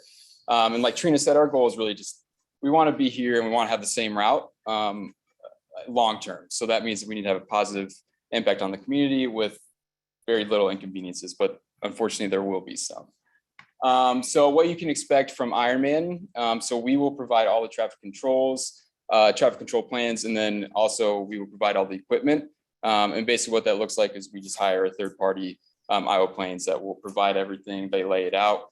And then the PD flagger, whoever's at the intersection will actually pull it out and make sure that lane is closed for safety. We also do impact notices and community relations ahead of and during race week. So usually we hit them like a month before the event. And then again, like Tuesday or Wednesday, week of the event. And then, like I said, we make sure that all the roads are safe for the bikers. So we don't expect the city to go out there and sweep the streets and fill in potholes and things like that. That's part of our team's responsibility. We are asking for 1 lane of closure for the riders. And I'll kind of get into that a little bit further. And then all the other traffic lanes are open to normal flow of traffic. And that'll be easier to understand when I get a little bit further into the presentation. We will also clean up everything that has to do with the race. So we have 8 stations along this route, and we'll make sure that all the cups, all the garbage, everything that has to do with this race, even if it's not part of the race. We have a team that sweeps and then another volunteer team that sweeps after us. So we make sure that every little piece of trash is picked up so the roads look better than when we found it. And we also, everything, the city, all the personnel are underneath the umbrella of the Ironman insurance for that race day. So what we're looking for from you guys is basically resources. So the EMS, the PD, things like that. And then also, as Chief was saying, a lane closure for that day, roughly 9 a.m. to 4:30 p.m. So this is the current route, and it is a working route. This is definitely not finalized in any way. This is a proposal and an open conversation. So I'd like to keep that in mind as we move forward. But this is about the 10th version that we've had. We tried going north and south and east and all this. We tried 2 laps and yada, yada, yada. But we, working with the DOT in the different cities that we've worked with so far, this is the best version that we've kind of come up with so far. And so we have different models that we can use. We have a 1 loop, which is this model, and then we have 2 loops. But the problem with 2 loops is that you have to really shut down the city for the entire race, because you have that first wave come through, and then there's a break for an hour, and then that next wave comes through. So that lane or that road is closed for a really extended, 8, 10, 12 hours, which this is more of like 5 or 6 hours. So we start in Des Moines, go out to Park Avenue, down Highway 28, through West Des Moines, through Boonville, up, kind of make a little turn around Redfield, down into Highway 92, over into Winterset, up to Cumming Road, and then we get close to you guys around Cumming and Norwalk, which we use 50th to Beardsley to 28, and then 28 back north to our little home, which is Waterworks Park. This is the timeline that you can expect to see. So this is based off of data from our slowest projected athlete and our fastest projected athlete. So each of these are intersections that the course hits within the Cumming Norwalk limits. So you can see it kind of hits Cumming somewhere around 9:52 a.m. That's going to be your fastest athletes. With it being North American Championships, you'll have a lot of those. They go about 25 miles an hour throughout the entirety of this thing. And then you can see at the very bottom there, the other highlighted is the slowest of the slow, which is about a 14, 15 mile an hour average speed for the 112 miles. And that's 4:13 p.m. is when you see that final athlete kind of leaving Norwalk. Everything else, so like 9:52 to 4:13 is kind of that block of the Cumming Norwalk area. So the traffic control plans. Clarification. Yes. Councilman Baker just asked, so those are just 2-lane roads. You're only closing down 1 lane, so the other lane can continue to have traffic. Exactly. Yeah. And we'll kind of get into it right now. So this is Cumming Road or G14, and it's going to be that left turn onto 50th, which gets into Norwalk. So the yellow is our athletes, the red are traffic, and then obviously you have PD flaggers, whatever signs are going to be there, the cones, that kind of thing, to make everything safe. And then the bottom left, it has, the exact location, the timeline for that exact intersection, and then the course mileage and things like that. So essentially, yeah, exactly. You're saying we only want 1 lane. So all the other lanes, so if it's a 2-lane or 4-lane, whatever that looks like, can all be open to regular flow. And you can also see kind of later on, but we'll also let traffic cross our bikers, but it's up to the discretion of the personnel there, whether that's PD or flagger, to let them cross when it's safe to do so. This does mean that our athletes get the right of way, obviously, and then they also don't really obey normal traffic laws. So if there's lights, a lot of them at this point have their head down. They don't even know what day it is, and they're just going. So it's really up to the other people and to make sure that the equipment out there is keeping them safe.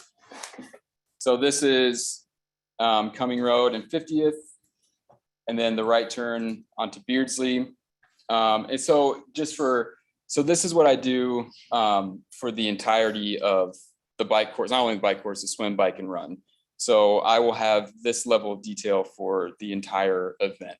when it starts in Des Moines, West Des Moines, all that kind of stuff. So this isn't just for this presentation. This is actually what I will hand out to everybody in our all agency meetings, along with the staff when they land here. So this is just that right turn onto Beardsley. Again, it just kind of gives a description of where, when, who needs to do what, and things like that. And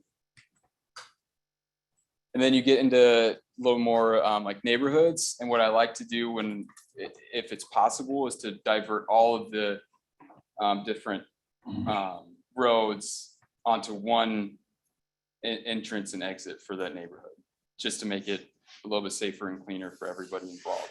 So you can see, you have barricades blocking off all those different intersections, and then we try and get everybody in and out into that one. I think it's Happy Hollow Drive. But yeah, this is again another example of what it will look like race day. And then this is kind of the big one. So like I said earlier, we've been in contact with the DOT since the very beginning. They've actually been a huge support and a huge resource for us.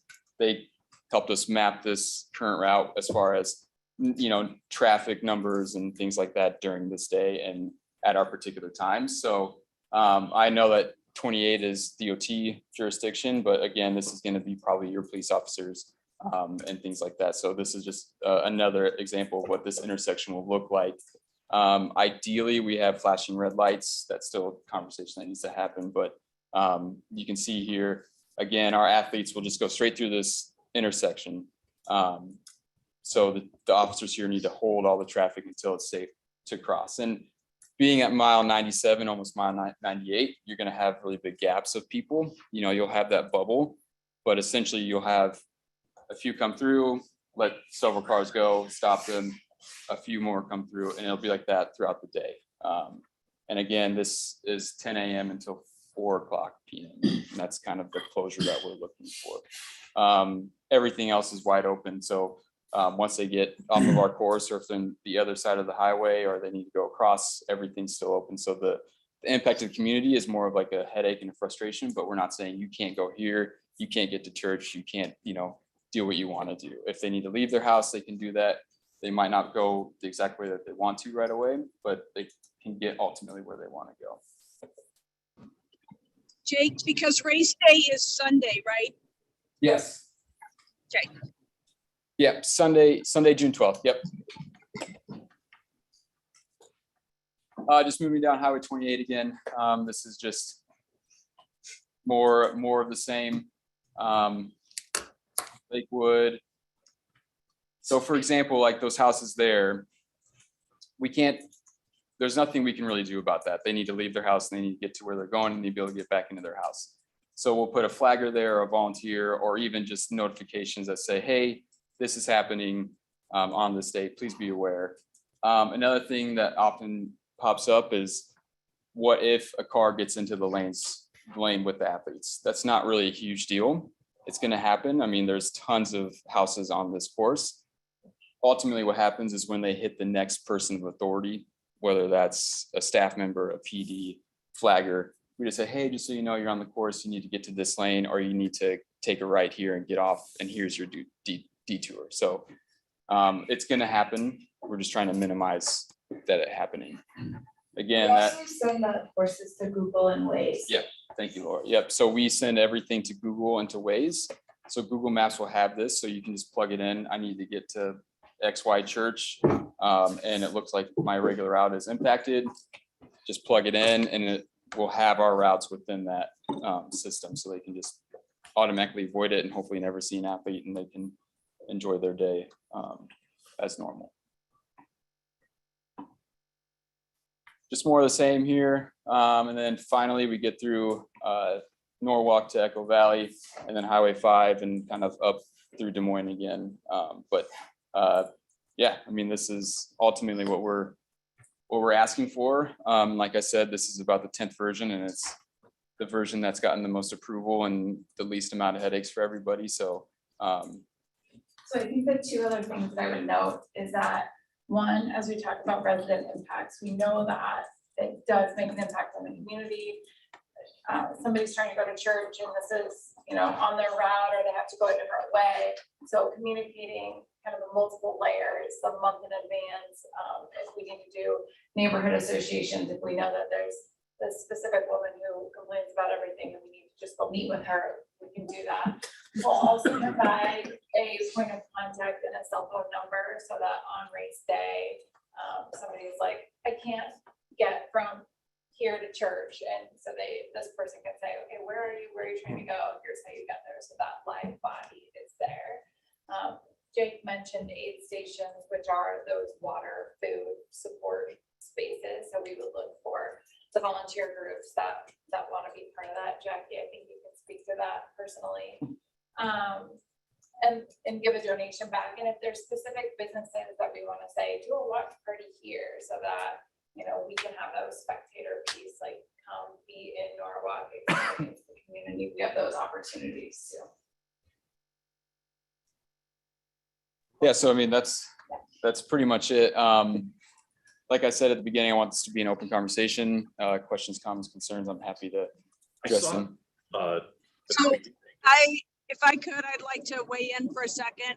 Sorry, guys, that I'm not there. Jackie Livingston, I was a volunteer captain last year on swim.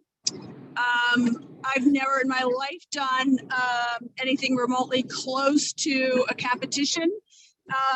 And so it was a huge eye-opening experience for me, but city council, I can tell you that these people are absolutely and amazingly professional. They know what they're doing. They want it to be a good, positive, successful event. I'm super excited that the route will take them through Norwalk. So it's gonna, the other thing though I wanted to say is the other impact I think that it will have, and I hope you guys will correct me if I'm wrong, is people can practice the route ahead of time. So won't we have some of that impact leading up to the race? Yeah. Yeah, for sure. Yep. Come and do those in the months leading up. So once Jake releases the courses in January, hopefully they'll start, once the weather's nice enough, they'll start riding this route and being familiar with it. So we would see those Stop at people traffic as signals. individuals. Yes, Yes. they will. And Jackie, is this the right time to ask you to captain again?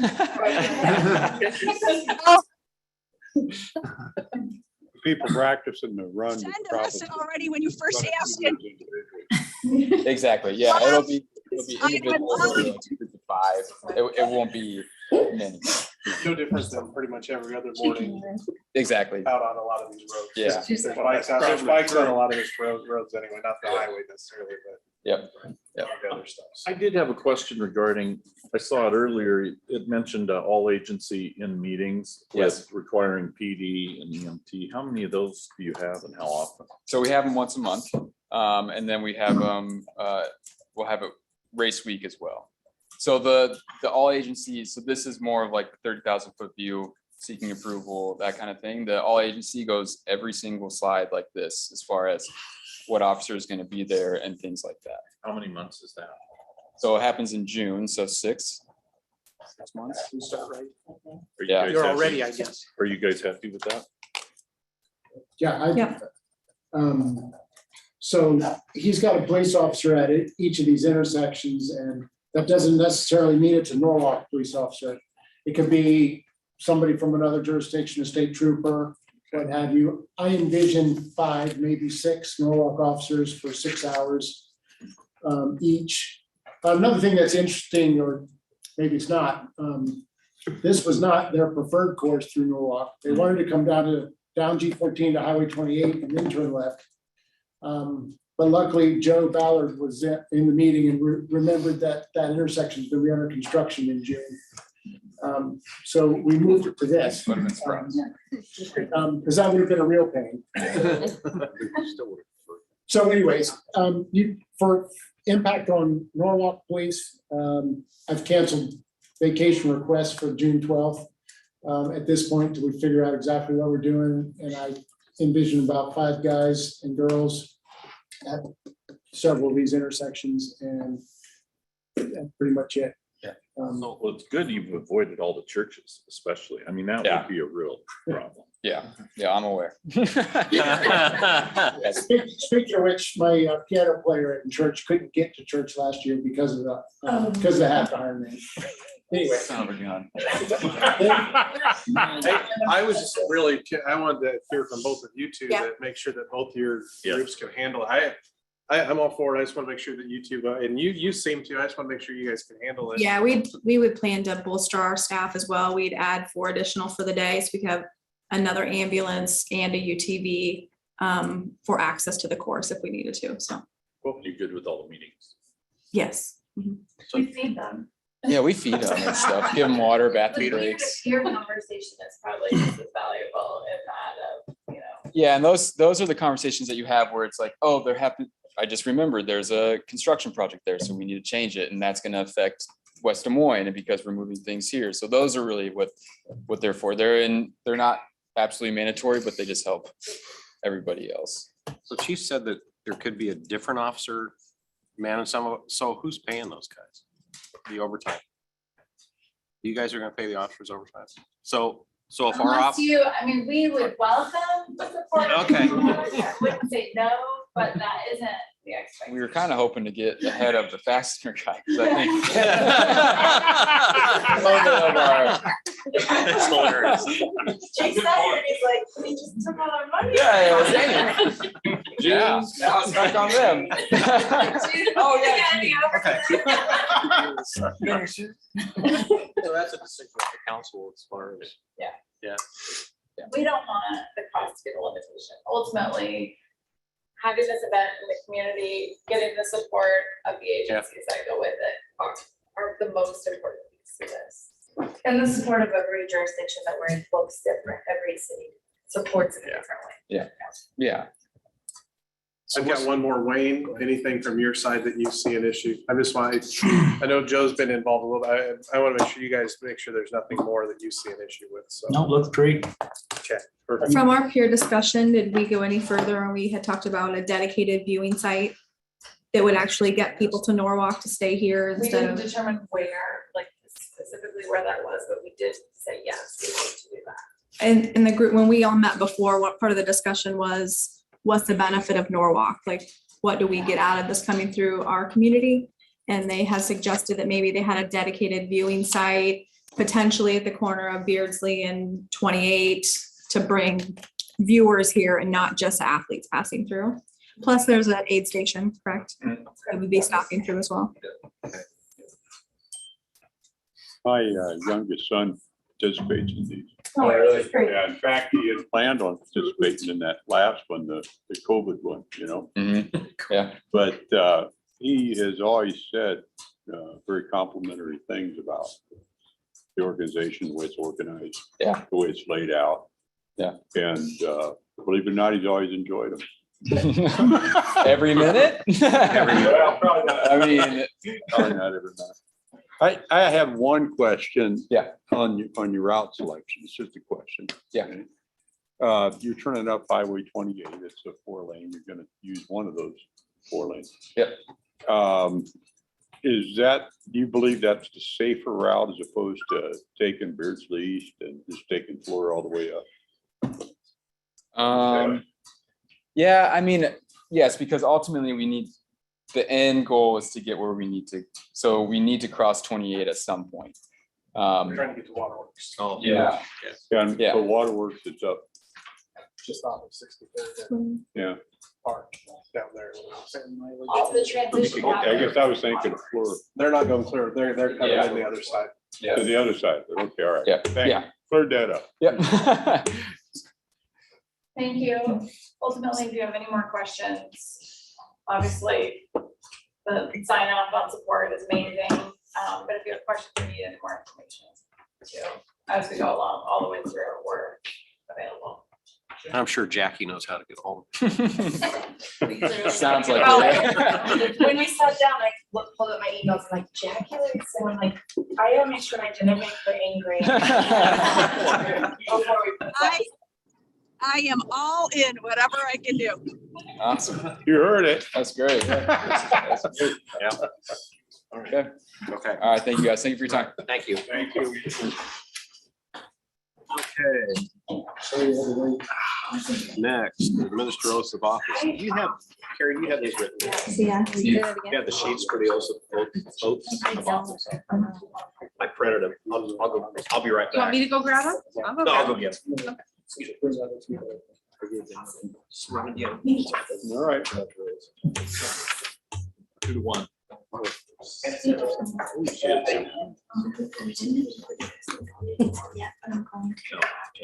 Not even close.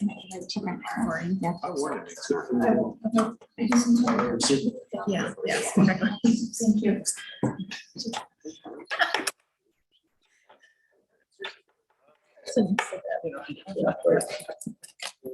Jackie, you ready? Ready? Here, can we do this on the phone? Sure. Okay. All right. Are you driving? Raise your right hand. I am still driving.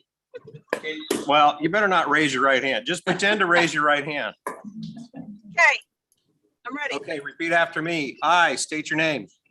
I, Jackie Livingston, Do solemnly swear do solemnly swear that I will support the Constitution of the United States that I will support the Constitution of the United States and the Constitution of the State of Iowa, and the Constitution of the State of Iowa, and that I will faithfully and impartially, and that I will faithfully and impartially, to the best of my ability, to the best of my ability, discharge all of the duties discharge all of the duties as council member for the city of Norwalk, Iowa, as council member for the city of Norwalk, Iowa, as now or hereafter required by law. as now or hereafter required by law. All right, you're done. Thank you. You've been sworn in. Yay. Yay. All right, Brian, you're next. Want to do it up here? I don't care. You want pictures? All right. You want pictures? Oh, go ahead. Come on, Let me Deb. get out of the way. Yeah, we have to take pictures. You gotta put it on Facebook and all that. In my space. Okay, Oh, so yeah, you ready? gotta do that. Repeat after me. I state your name. I, Brian Baker, Do solemnly swear do solemnly swear that I will support the Constitution of the United States that I will support the Constitution of the United States and the Constitution of the State of Iowa, and the Constitution of the State of Iowa, and that I will faithfully that I will faithfully and impartially, and impartially, to the best of my ability, to the best of my ability, discharge all of the duties discharge all of the duties as council member for the city of Norwalk, Iowa, as council member for the city of Norwalk, Iowa, as now or hereafter required by law. as now or hereafter required by law. Congratulations. Thank you.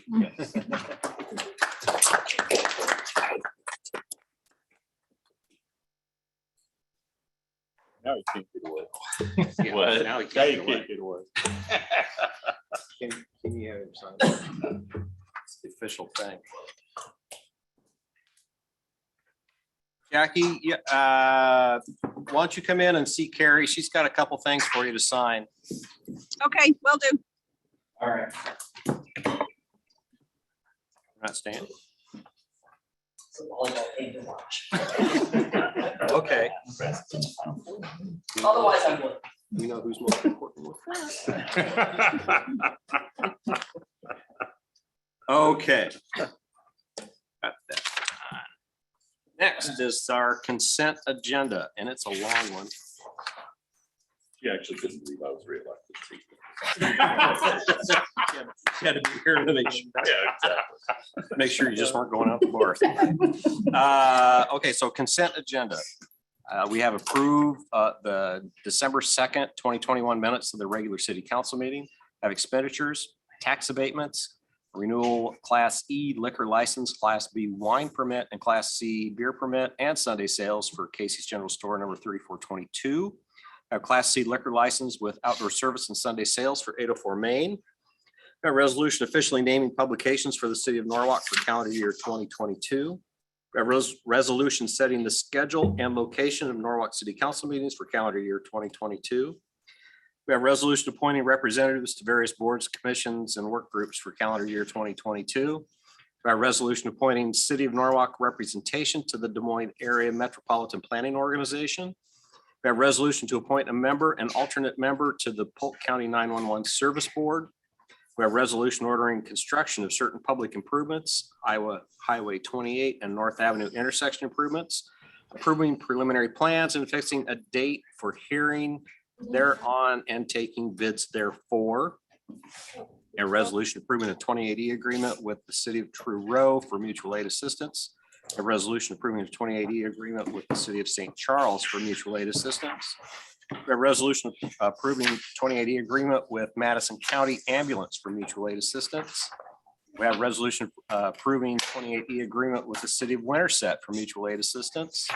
A resolution approving a 2080 agreement with the City of Van Meter for mutual aid assistance. We have a resolution to approve pay estimate number 4 to the Herberger Construction for construction of the Great Western Trail Connection Phase 2 project. We have a resolution approving pay estimate number 1 to SM Hentages and Sons Incorporated for the Northwest Service Trunk Sewer Extension Project. We have a resolution appointing Andrew Steiger to the Norwalk Planning and Zoning Commission. We have a resolution approving the fire department to enter into a contract with Fire Recovery EMS for medical billing. We have a resolution approving the disposal of city property through Brindley Mountain. A resolution approving pay estimate number 1 to Des Moines Waterworks for the G14 feeder main project. A resolution approving Parks and Recreation to purchase a landscaping and mowing truck from the fiscal year 22 CIP budget. Have correspondence, and we have monthly reports. Can I get a motion? I have One question. One question. It's for Gene. So on the G14 feeder main project, how did we turn out with what we had budgeted for that? Well, we still have one portion, the meter pit portion isn't complete. So Wayne, how much was the total budget? Do you know? I don't know off the top of my head. I know from when we awarded the bid, the estimated cost of the contract was lower than we had anticipated. I'm only, you said that they're not done with the meter pit, but they're billing us for the meter pit already? No, they haven't. built us Just a the meter pit design. yet. Just the design part of it? Okay, perfect. That's all I had. Thank you. I have a question. Well, You know, I'm maybe gonna before ask you ask your question, I'll tell you, I've reviewed all the contracts, given input on them, and any changes I suggested were made. Thank you. Appreciate it. Well done. Well done. Motion. Second. Second. Too late. We've got a motion by Rivas, second by Lester. Lindsay, would you call roll? Councilmember Lester, Yes. Baker, Yes. Riva, Yes. Cool, Yes. Livingston. Yes. Okay, motion carries.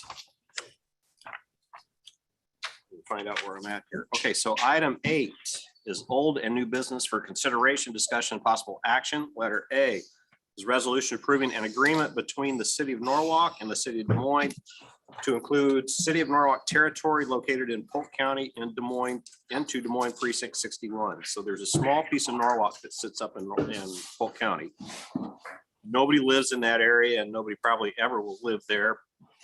So this agreement is to include that Polk County section in Des Moines Precinct 61.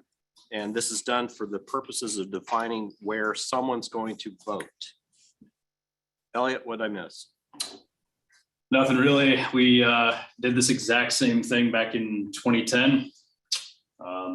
It's pretty much entirely Highway 5 right of way, as you can see in the image up there. So no voters in that area are going to be voting in a Norwalk precinct if this is approved.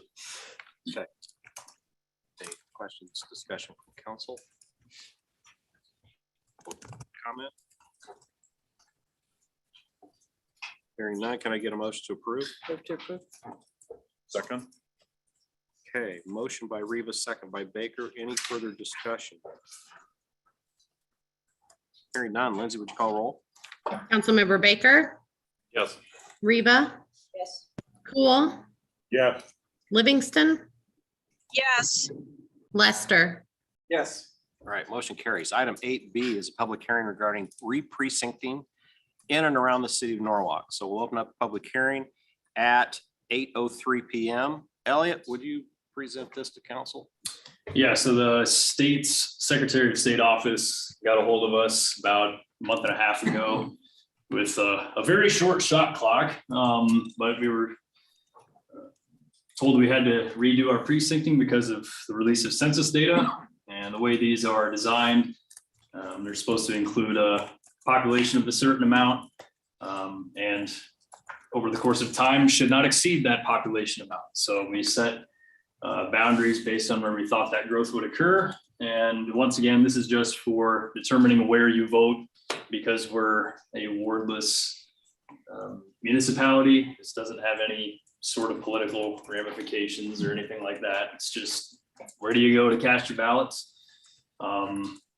If there's any questions about why lines are where they are, it's because we had to follow census block group boundaries that were preset for us. We couldn't create new lines based on our own ideas, had to work with census boundaries. So we thought this made sense, and here they are. Okay. Lindsay, have we received any oral or written comments on this? We have not. Okay, any other public comment? Hearing none, we'll go ahead and close the public hearing at 8:04 p.m. Item 8C is first and possibly more readings of an ordinance amending section 302 voting precincts of the Norwalk Municipal Code. So we just had a public hearing on this item. This is the first of 3 readings needed to approve the ordinance. Elliot, anything else to add? Just that because of the deadline that the Secretary of State gave us, I think we've got a request in there to waive readings 2 and 3 because we need to get this to their office early in January. And otherwise we wouldn't meet that schedule. Okay. Any discussion, questions, comments from council? Second. Okay, motion by Lester, second by Riva. Any further discussion?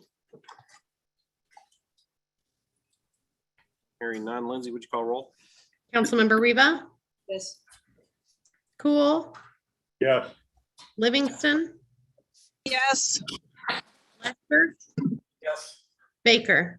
Yes.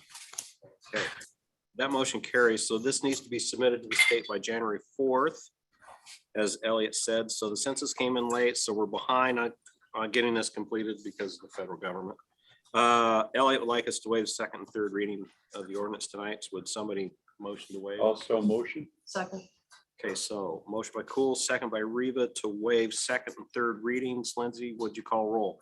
Councilmember Cool, Yes. Livingston, Yes. Lester, Yes. Baker, Yes. Reba. Yes. Okay, motion carries. Item 8D is a third reading of an ordinance amending the Brody's Landing PUD within the city of Norwalk, Iowa by changing the bulk regulations in land use parcel C. So this is third and final reading needed to approve this ordinance. Elliot, you got anything to add? No.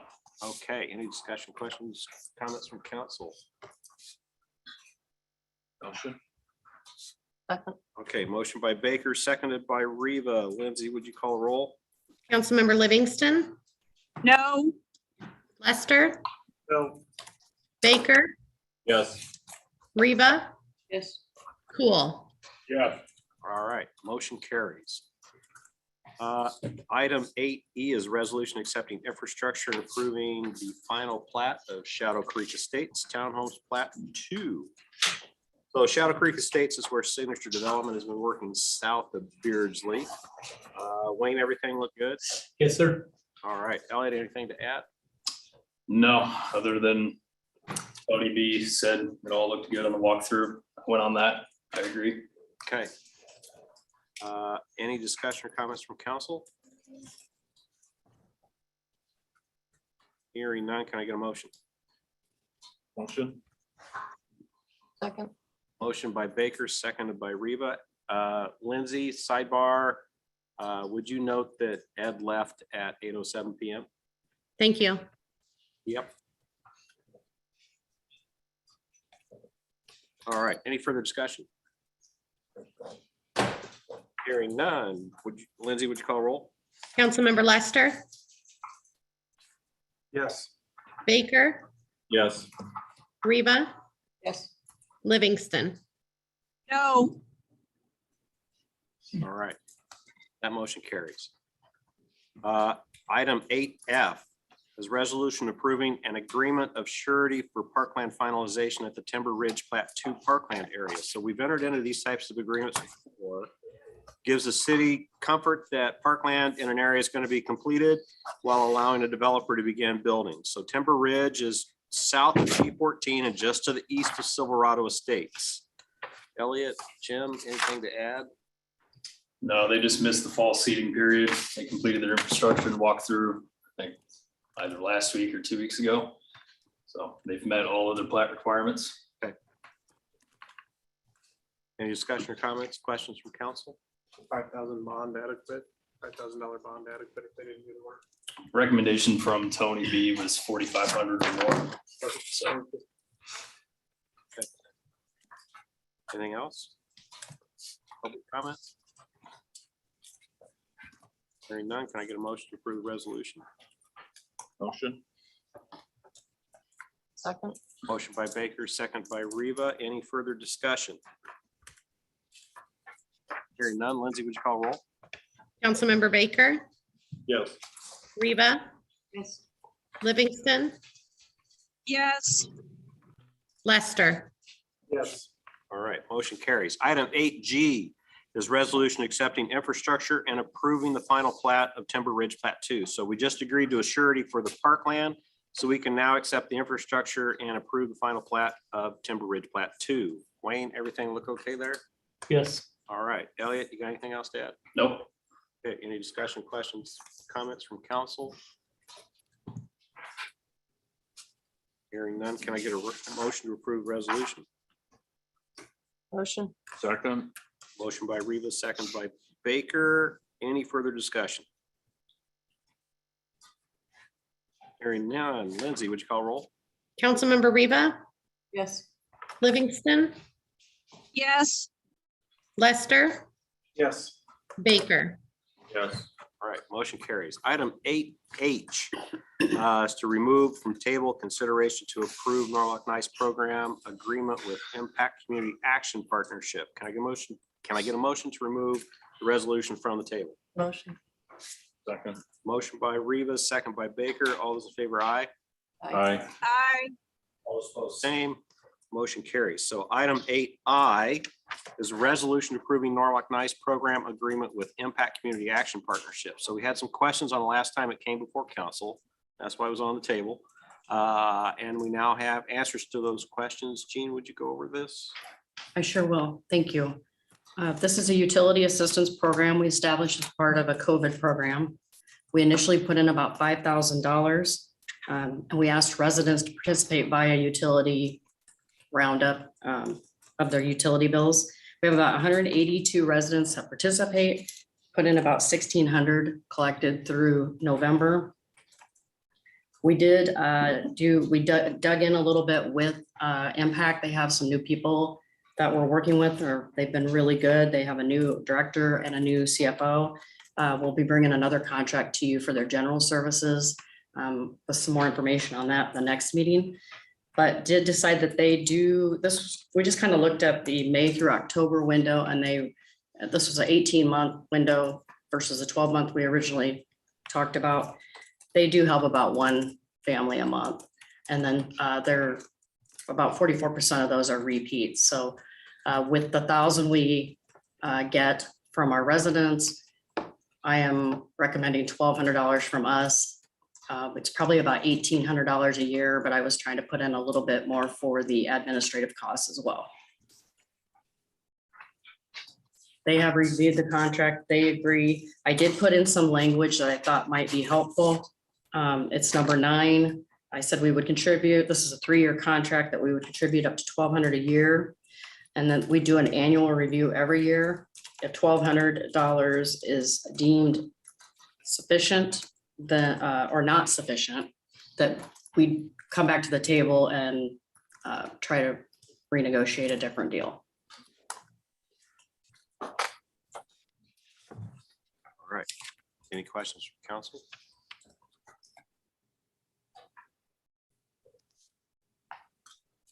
Any public comment? Hearing none, can I get a motion to approve the resolution? Motion. Second. Motion by Reva, seconded by Lester. Any further discussion? Hearing none. Lindsay, would you call roll? Councilmember Livingston, Yes. Lester, Yes. Baker, Yes. Reba. Yes, and thank you, Jean, for looking into that one. All right, motion carries. Item 8J, resolution authorizing execution of a letter of agreement with 6585 Consulting for a compensation study. So we're behind our neighbors as far as where we're at with pay and possibly with benefits. We conducted an independent salary survey in 2016. We've been trying to work on getting pay up to our sister cities, but we're not quite keeping up. And when you factor in our neighbors who are really our competitors, we're still way behind. So 6585 Consulting is a consulting firm with a local presence. And this agreement will be to conduct a new pay study, and we're going to add in benefits along with that study. Carrie, would you fill in whatever I missed? Sure, you did well. You really filled it in. What's really important here is making sure that we're staying competitive and getting a good applicant pool, as well as paying our current employees fairly and making sure that we're retaining quality employees. That's what we're getting to the bottom of with this study.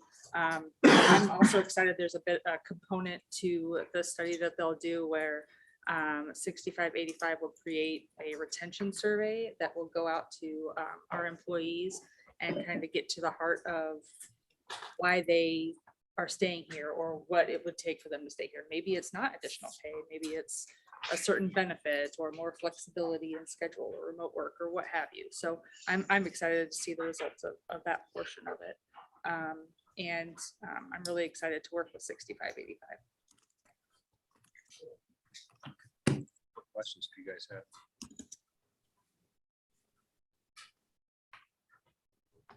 Public comment? Oh, I will say on the letter of agreement, Jim did point out that it says that we would pay them the second half at the end of the competition.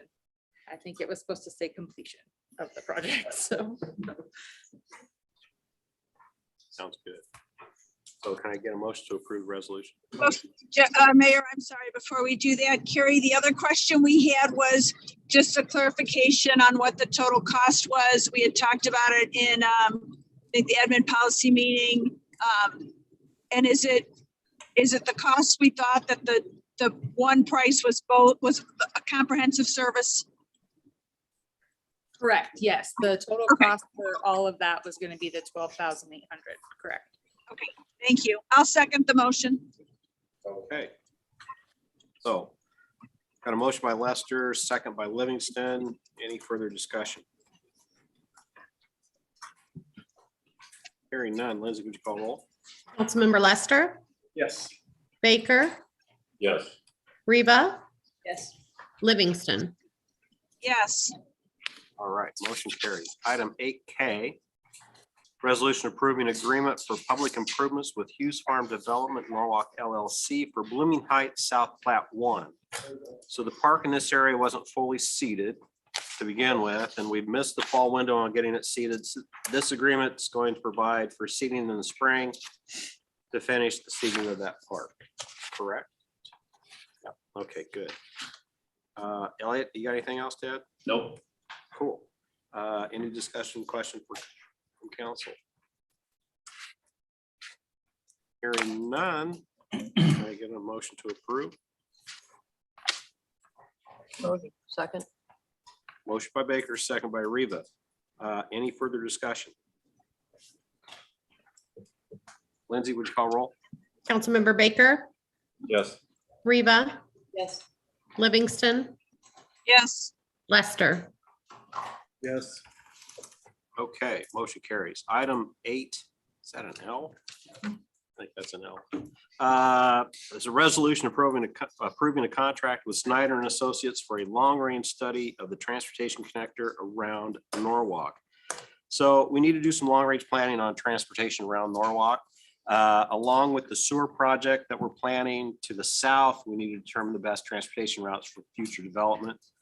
Norwalk is updating our comprehensive plan, and for the first time, the future land use map is going to include a significant area beyond our current corporate limits. Couple this with the council's goal to establish a second certified site, and you can begin to see how proper planning of a future transportation corridor becomes crucial. So this is an expensive study, but I would argue that the study could be one of the most important tools to help Norwalk properly plan for the future. Anything to add? No. Although you added a lot right there. I will say that Mark Parrington is here with Snyder and Associates. He's been very patient. Thank you, Mark. Yes, thank you. So if there are specific questions, I realize this is a sizable project, but I'm just going to reiterate how important this kind of planning is for the future of Norwalk. If you have any questions, I'm sure that Mark would be happy to answer them.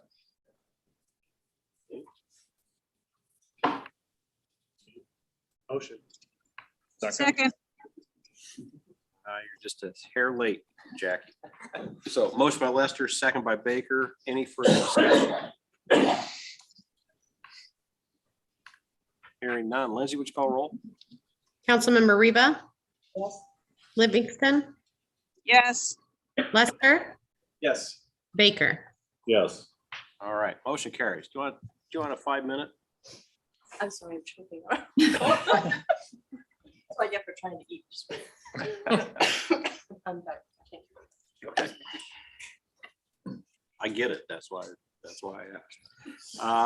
Okay, item 8M, first and possibly more readings of an ordinance adopting the Norwalk, Iowa Municipal Code 2021. This is the codification.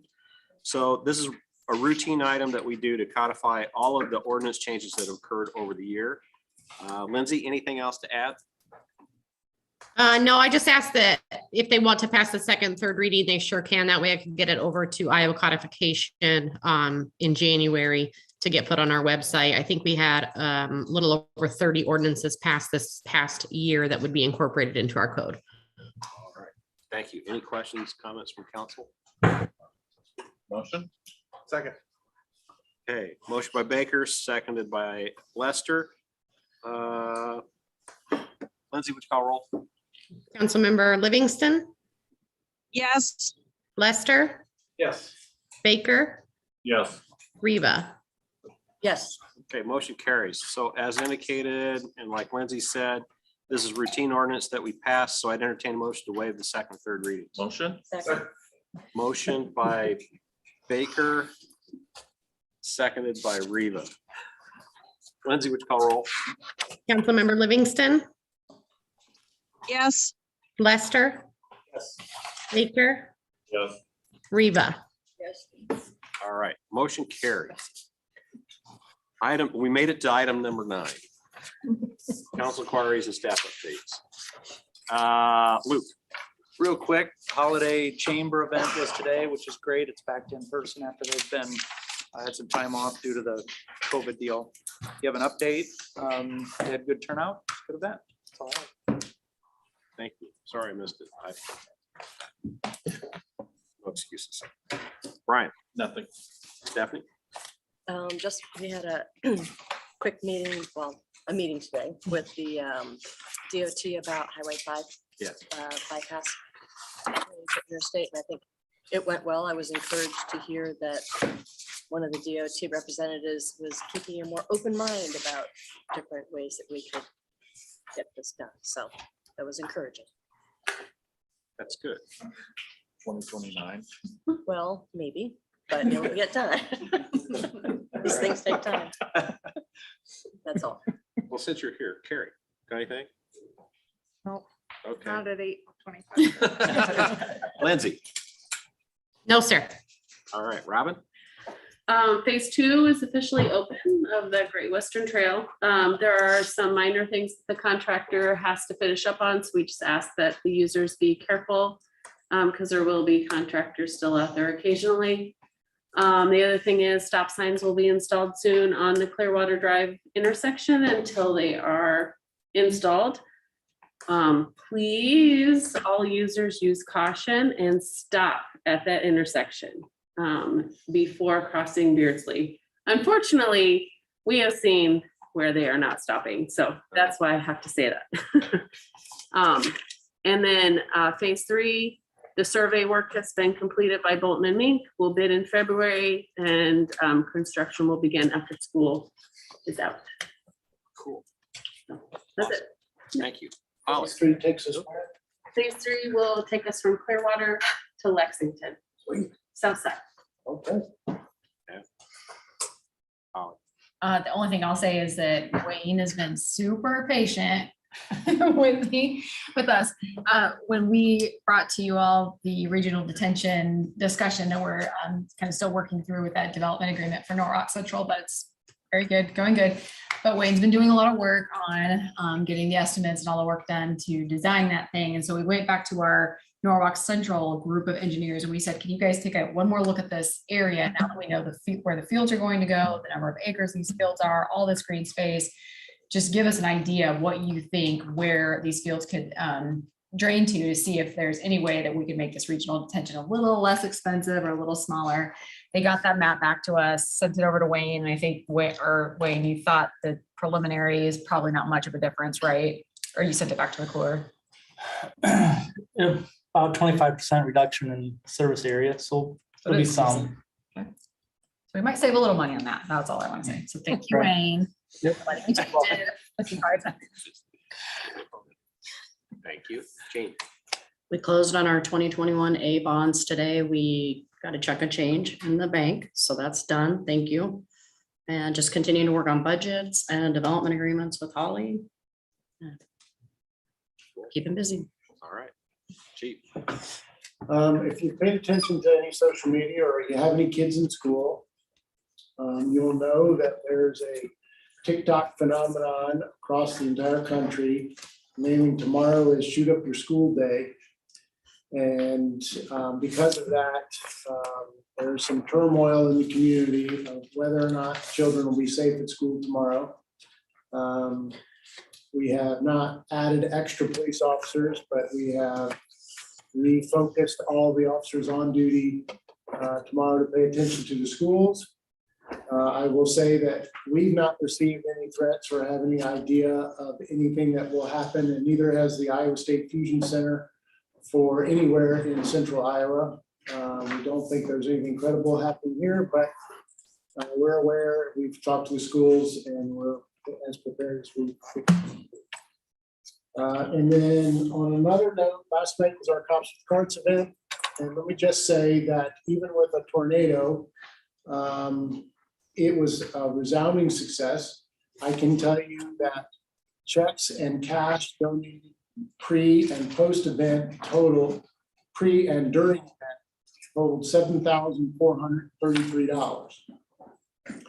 So the food pantry benefited by all of that money. And on top of that, the food donated by citizens who showed up and handed it to us. And just based on volume and what I know of police, just based on volume and doing this a number of years, I'm going to guess that the community donated another $2,000 or more in food. So it was a $10,000 event in about 3.5 hours last night. Food pantry is full, and their bank account will be full once we get the check to them. Just a fantastic event. The community is outstanding. Stephanie and Brian and Mayor and Luke were all there last night, also supporting the event. So just thank you to everybody, and we'll do it again next year. All right. Thank you. Chief. The assistant chief's application period closed this week. Karen and I worked to get the candidate pool down to 2 very qualified applicants. So we're going to be working with them to schedule interviews and hopefully get an assistant chief hired beginning of January. Nice. Cool. Thanks. Wayne. Nothing tonight. Elliot. Approaching 300 building permits this year. See if we do it. That's all. All right. Jackie. Jackie's gone. So, David. Yep. Tim? Yeah, I do on one thing. This week on Tuesday, we had the first trials scheduled for the Spring Lake construction water leakage thing from 2 August ago, when they opened up all the fire hydrants. Now, that was the municipal infraction portion of it. Never got to an offer from them as far as when we had met before and been authorized to, I made an offer, and their attorney kept on trying to get something out of them and never did. It was interesting because we prepared for trial, had witnesses. Thank you, Wayne and Kim, Tony helped travel and good guys in, and had it all prepared. Showed up for trial that morning. Noticed I didn't show up.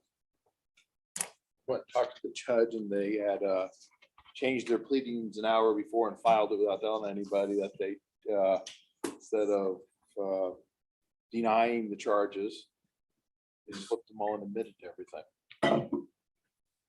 So they entered judgment against them for the municipal infraction portion. That's not the damage portion. Remember, we discussed that there's a damage portion regarding the effect that the water release had upon our water rates. This was the municipal infraction portion. So there was, they basically guilty to 4 municipal infractions. Got maximum municipal infraction fine against them, and we got on the record that they admitted to illegally opening up the hydrants. So how much was that? It was just over $3,000. What were we asking in damages? Well, damages is like, I think it was a little over 50. That's what it was. But that'd be separate. I mean, we got what we could maximize that on the municipal infraction process, and it accomplished what we wanted was, a court finding that they violated this. So, that takes that issue off the board in a civil lawsuit in the future. So what do we do going forward? What we evaluate the civil lawsuit, and file that. I think we should. I would point out that we have Veenster and Kim supervising those projects, and part of that project is a daily log where they keep records every day of who's on the site and what's happened on that day, events that occurred, and that really helped. That would have been very helpful, even though I didn't get a chance to use it as an exhibit. It would have been a very helpful exhibit if I had a chance to use it, because there were logs there, and they're daily. I don't know, foreman or supervisor Tim, the city usually overlooking the projects. He showed up to be a witness also. Would have been a really great help if we needed them. But I didn't want to give them those logs are helpful. So it's something that don't get a chance to see, but it was, they have those daily logs and all the information's in there. Everybody that's on site and what's been done on that day on We that still site. have all the fees for those, for being spent again and all of that. What's that? If we even break even at 3,000. As far as showing up for trial, all of the expenses. Those get passed probably on. did. Those can get tacked onto the civil side of it. Okay, that's what I We don't wanted. pay if we those. were- Developer pay those. That's it. Okay. Just want to recognize, I saw police out last night, saw fire out last night, saw public works out last night. So good job during the high wind event. We didn't have any tornadoes here, thank goodness. I think Wayne, were you in the MWA meeting, Metro Waste meeting this morning? There was a meeting this morning. Metro area decided that we're just going to do regular bundle up and put them on the curb. So that's what we're going to do here in Norwalk. We didn't have that much damage according to, I think Wayne's guys were wandering around. And Chief's guys were running around. The Chief's guys were running around probably. And so we didn't have that much damage. So I don't think they bundle them up, put them on your curb. They'll pick them up starting the 27th. Jackie and Ed'll be happy because they cleaned up their yard and they didn't get to their. Other than that, I got, just want to say happy holidays, Merry Christmas, and I'll entertain a motion to adjourn. Motion. Second. Motion is second over here. All those in favor, aye. Aye. All those opposed, same. We're adjourned. All right. 8:32 PM. Happy New Year to you all. Yep, you too.